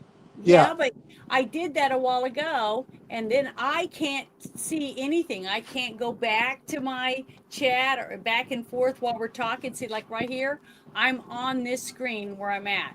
But I can also play it and listen and be here where I can see you and I can see the chat and I can see everything. Or I have to go back over there, make it giant where I can't see anything. See what I mean? Well, I mean, yeah, in September of 2020, about 9 months after the assessment was made that there are machine vulnerabilities, CIA observed Venezuela conducting an experiment where they were able to successfully breach an election counting machine and change the votes. And by the way, change the vote counts without it being detectable in a post-audit or in a post-image review. Yeah. Hit Alt F4 at the same time. Why? Because it'll close that window. See, now it's full all the way up again. And I can close it just like that. Okay, yeah. But was it echoing when Successfully I do this breach way? an election counting machine it echoes both and ways. change the votes. And by the way, Then I guess I can't use X anymore. I mean, are you using headphones? No, I've never used headphones before. Yeah, I can tell you right now, go to headphones and it'll stop. That's the I'm not problem. gonna wear headphones either, so I guess I won't be doing a show, because if it's gonna always echo, then I'm not gonna do it, because for years I've been doing it and never had a problem. Well, I mean, sometimes what they do is they upgrade systems to be more sensitive. Like you got dynamic mics and you got compressor mics, condenser mics, right? Yeah. So when you're up on the stage, you want to use a condenser mic because you're like basically screaming in it. You don't want loud P's and T's and all that. And I have a thing over here that says audio. Right. And then a dynamic mic. Reduce my background noise. Automatically adjust my mic. Yeah, just I don't know. I have all that set already. Yeah, but what's happening is you have your mic open, right? Your mic is open. I've never seen the little muted thing on your name ever. So when your mic is... I do this. The reason you don't see it is because I'm not clicking it on there. I do this. Oh. I see. All right, so here's the thing. When your microphone is on and it's playing through your speakers, it's also supposed to be playing your mic at the same time. So in the system, it's playing it. It's coming out of the speakers, going back into your mic, and then your mic is going in. And that's what the echo is what the mic. The mic, I've had the same mic, the same camera, the same computer, the same everything. And then all of a sudden it happens. And now I have an echo, well, which I never had before. If I was looking at it as a hardware issue, I would go straight to that about either headphones or make sure and mute while you're. I mean, if I have to wear headphones with wigs every time, I'm not going to do it anymore. I just oh my God, they got stuff now that people can't even see in your head. Yeah, but I don't have the money to go buy a whole bunch of Bluetooth headphones. All right. I'm not in Yeah, your I all know, your shit. but I'm what just I'm trying to saying help you is, understand what can I do it. know, I understand. If they say I have to wear headphones, then I just won't be doing it anymore because I'm not going to. Well, I mean, you can change your speakers and change your microphone, and there's Yeah, all but kind of ways you can I have fix a it. new mic because the one I used to have was on one of those little things that bounces around or whatever. Oh It yeah. was up here, and it crashed or whatever. So I got this new one, which goes with this camera, and I've not had any problems with it either. And then one day in Discord, they said, "Oh, I hear an echo." I'm like, "Where? Why?" And I don't know. Well, here's a software fix for that, right? So you're on a computer, right? Mm-hmm.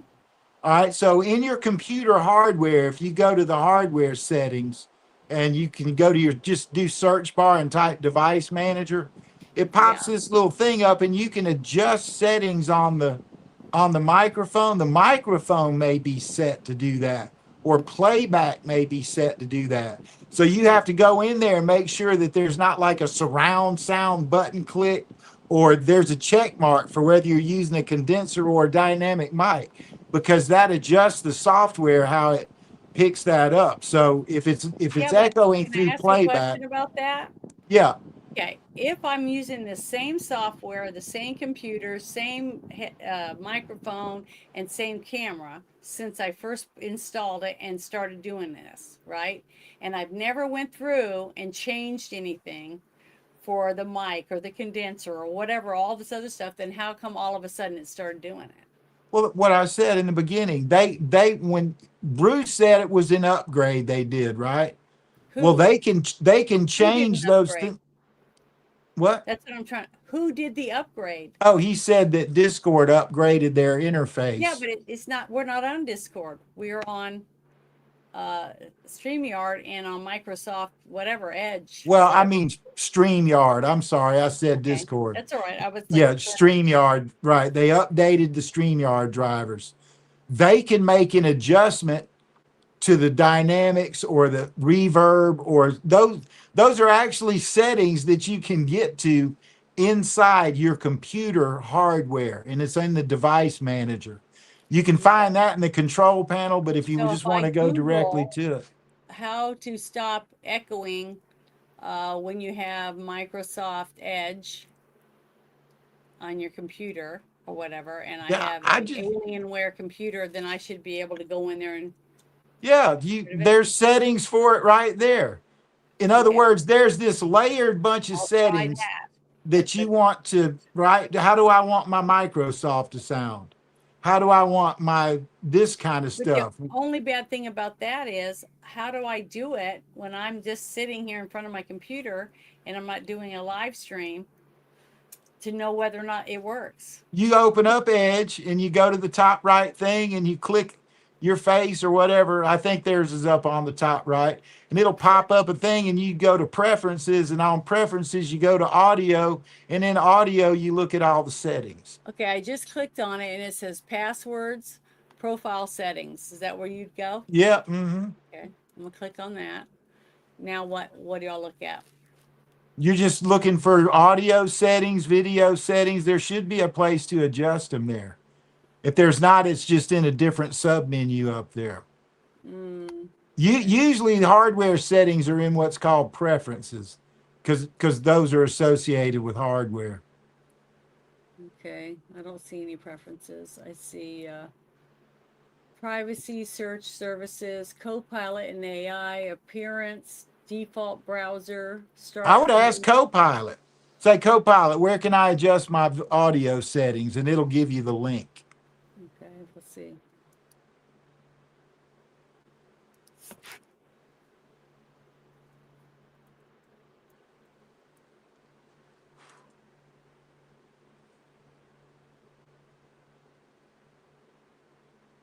I totally love the way it works. Oh my God. I've forgotten more shit, man, than anybody will ever learn, because I started all this before Windows. And I mean, oh my God. That's what half those books back there behind me are. Programming books and hardware books, and not half of them, maybe one shelf, but it's a lot. Okay, I typed that in and it doesn't say anything. No search results found. All right, that's just for Edge though. So you would want to do the same thing in your search bar on the bottom. What you're using Windows? You would go to where the start button is. Yeah, and then you click device manager in there, and then that's where the actual hardware settings come up. Okay, If there's no way to adjust it inside of StreamYard, I mean, I would call StreamYard tech support and tell them. It might have happened to everybody and no one just bothered to call them and tell them what's up and it's something they need to adjust. Well, they now have this little thing you can talk to, a chat with AI thing. I'll just have to ask that. Yeah, that's exactly what I do. All right. Yeah, because they'll do a database run on that large language model from all the input it gets. Mm-hmm. And whatever the most complained about thing is will be number one priority. I mean, AI does amazing shit. It does a lot for me, I can tell you that. It saves a lot of work. Yeah, every so often somebody says something to me on here, but I don't know who it is, and I don't know how to open it up. So I don't know what it's called. See, I don't know enough about it, but oh well. I do the best with what I have. I don't know. It only happens once in a while, and it's only when I have certain people on that it happens. It doesn't happen with everything. At least nobody's saying it's happening, because I never hear it. I never hear the echo. So I hear it, but I don't hear it on everyone. It's weird. That's why I say I think it's a setting somewhere about reverb where you can turn it on and off. The thing is, what's weird is, how do you fix something when it happens here, but it doesn't happen there? So if you turn the setting down, then it's going to affect the one that it didn't affect before. So I don't know. That's what I don't understand.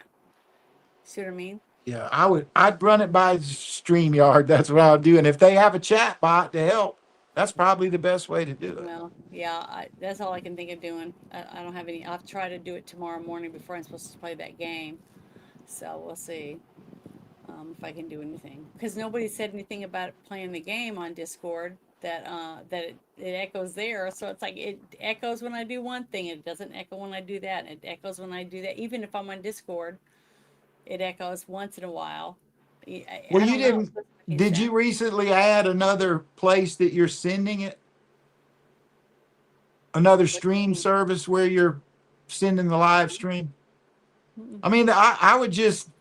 We're sitting here trying to really troubleshoot it, but there's a lot of things that could change. This one, because this is the one I paid for a whole year, and I paid for a year because it was cheaper per month, so I paid for a whole year. And so I'm stuck with it until that year's done. And I have tried other ones, because Bruce has a different one, and other people that I've got on their channel has different ones, just like you connected with your phone. And I just get on the link, and they use their software to be on their show, right? It has nothing to do with mine, because I'm not using mine. So I don't know. I got to replace my desktop. I mean, I got backup drives. I have backup drives that go with files before Windows, man. Yeah. And so I got all my shit, but a lightning strike took out my desktop. Yeah, see, my computer crashed early last year, but I took it in, and I had to pay a few $100s, and the guy said I didn't have enough memory or something. I don't know what it was. I don't remember exactly what he said. And he fixed it, and had to put stuff back on it again. And yeah, it's a pain in the ass when you got to start over, because most people, they throw their disk pack away. You go get one, it comes in a box and there's a disk pack, and one of those things in whatever Windows version you get has all that software on it, and people think, oh, I don't need that, I got backup, blah blah. No, you need that disk. Well, even if I had that stuff, I don't know how to use any of that stuff. I'd have to take it to somebody anyways. Yeah, no, it's pretty easy now. You just, whenever that happens, you put I don't have discs anymore. There's no disc. That's what I just said. Most people throw them away. No, right? I don't have a slot to put stuff in. Mine doesn't. Well, I mean, you could use a floppy. You can use those. What do you call them? USBs. Thumbnails, yeah, thumb drives. So, and Yeah. a couple Like I times said, it's a lot better in, now. I've plugged in headphones into the deal, but I don't wear them. I just plug them in because I can still hear on my speakers and stuff. So, and they say they don't hear the echoing anymore. So I don't understand any of that. I don't know how that works. Because there's loop. I know you're not a technical person, but coming from a nerd who's been working on this shit since I was 15 years old, you have loops inside the software, right? And so yeah, I understand that part of it. I'm just okay, saying, so there's multiple processors, right? You I got gotta your fix it. CPU, you got your sound card, and you got your video card. All three of those are audio processors, and there's a chain they go down. Once you start playing the video, though, the video wants to play the audio. Then you got the audio card, it's reading the same thing, and it's like, I'm supposed to be playing that. And then there's internal audio in the CPU. And if all three of those want to play, they're all going to be like 0.003 of a second off. And that causes the reverb. So like when I'm in the studio, we like put pads all up on the wall and shit. And we don't want any echo at all. We just want just like flat, dead. And we're looking for the level that we're getting recorded so we get signal over noise in the. So how come it's and not then doing we that? add the reverb after. We add reverb after. I know nobody wants to hear that, but that's how it But if you're works. wearing headphones, why does that change it? Because that's another loop in the system. Most headphones now have a microphone on them where you got to push your finger. So it's all how many wires, right? You got processors in there that have two little What if you get pins. headphones that don't have a microphone? That's what you need to do. But I would get. No, but what I'm You saying can get is, earbuds. if you're wearing headphones, okay, and you're doing it, if it's going through that 1, 2, 3 system anyways, why does the headphones keep you from having an echo? What Oh no, I'm saying that's a whole separate issue. You could just have one microphone, right?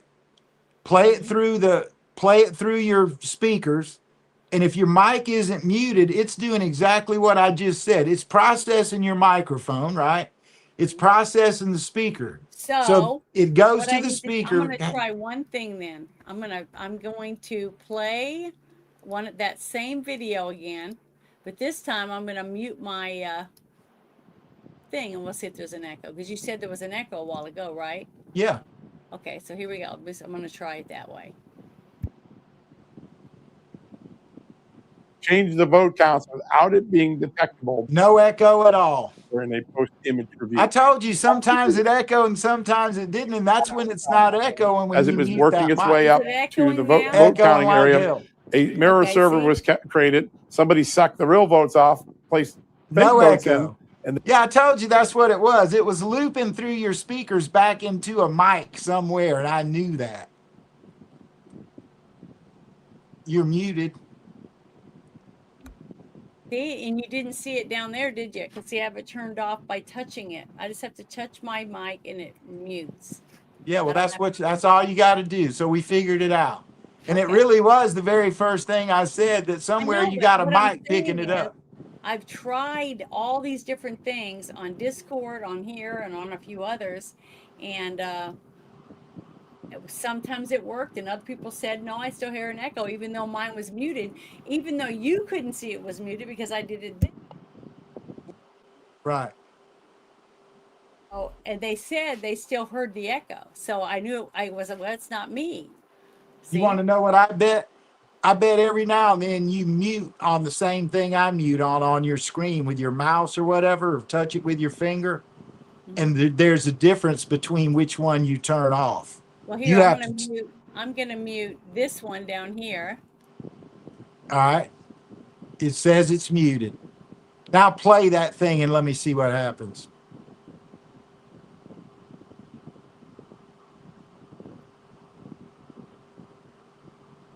More information, not all of it. Thank you.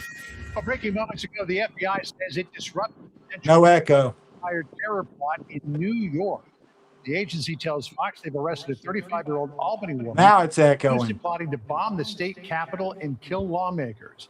According to a criminal complaint, Jessica Bowie pledged allegiance to ISIS and allegedly planned you have two live mics doing it. That's what it was. Hoping to strike while state senators were meeting.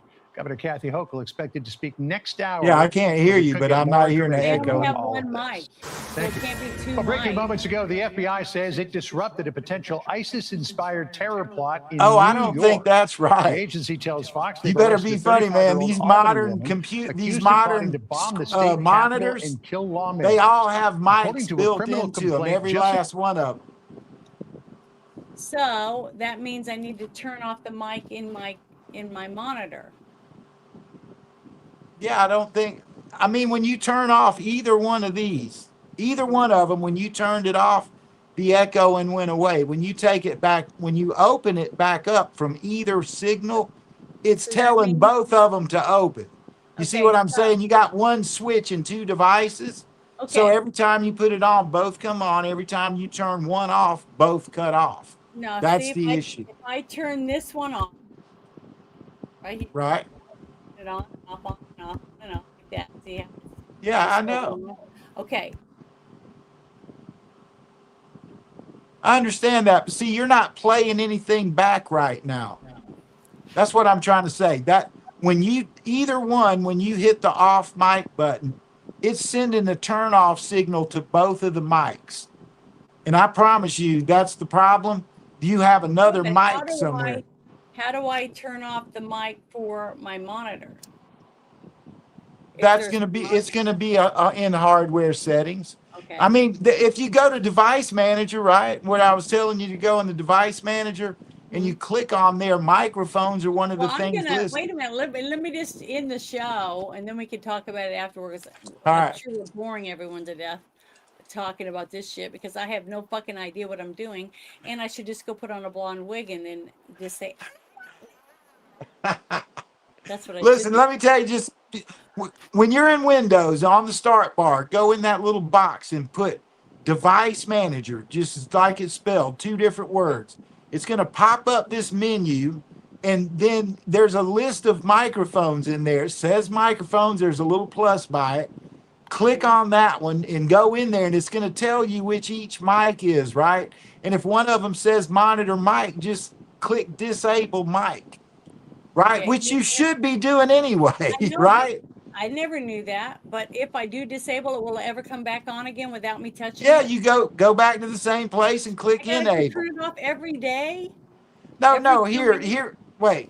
When you set your monitor up, it asked you, do you want this microphone activated? Or it came already activated because I tell everybody when I go in people's house, I show them where their one is on their TV, on their computer mic, whatever. Like, don't leave this on. It's like Siri. So, it's like Siri and Alexa. It hears every fucking thing. I turned it on because I didn't even know it had one. It didn't ask me. So go to device manager, look at microphones, and see what it says. I will after I end the stream. I will. Yeah, that's cool. But thank you everybody, and hope you guys have a wonderful weekend. Mine's already started off like shit. What? Because I can't do my computer. You know, we figured it out. No, we haven't. I still have an echo until I can figure it out. Then it'll be nice then. Wait, when you turned off either spot, when you muted this. I have a microphone that's on somewhere that I haven't turned off yet. So it's not fixed. That's what I'm saying. Oh, yeah. Well, I told you how to fix it. All right. So we'll see. But thank you, everybody. You guys have a wonderful weekend. Say bye. Bye, everybody. Thanks for stepping by. Bye, everyone.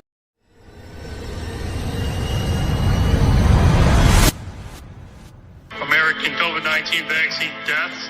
It ranges from about 470,000 from Pfizer alone up to 840,000 American deaths from the COVID-19 vaccines. We have to remember that that is rivaling the American soldier death toll of World War I, World War II, Vietnam, and the Iraq War combined.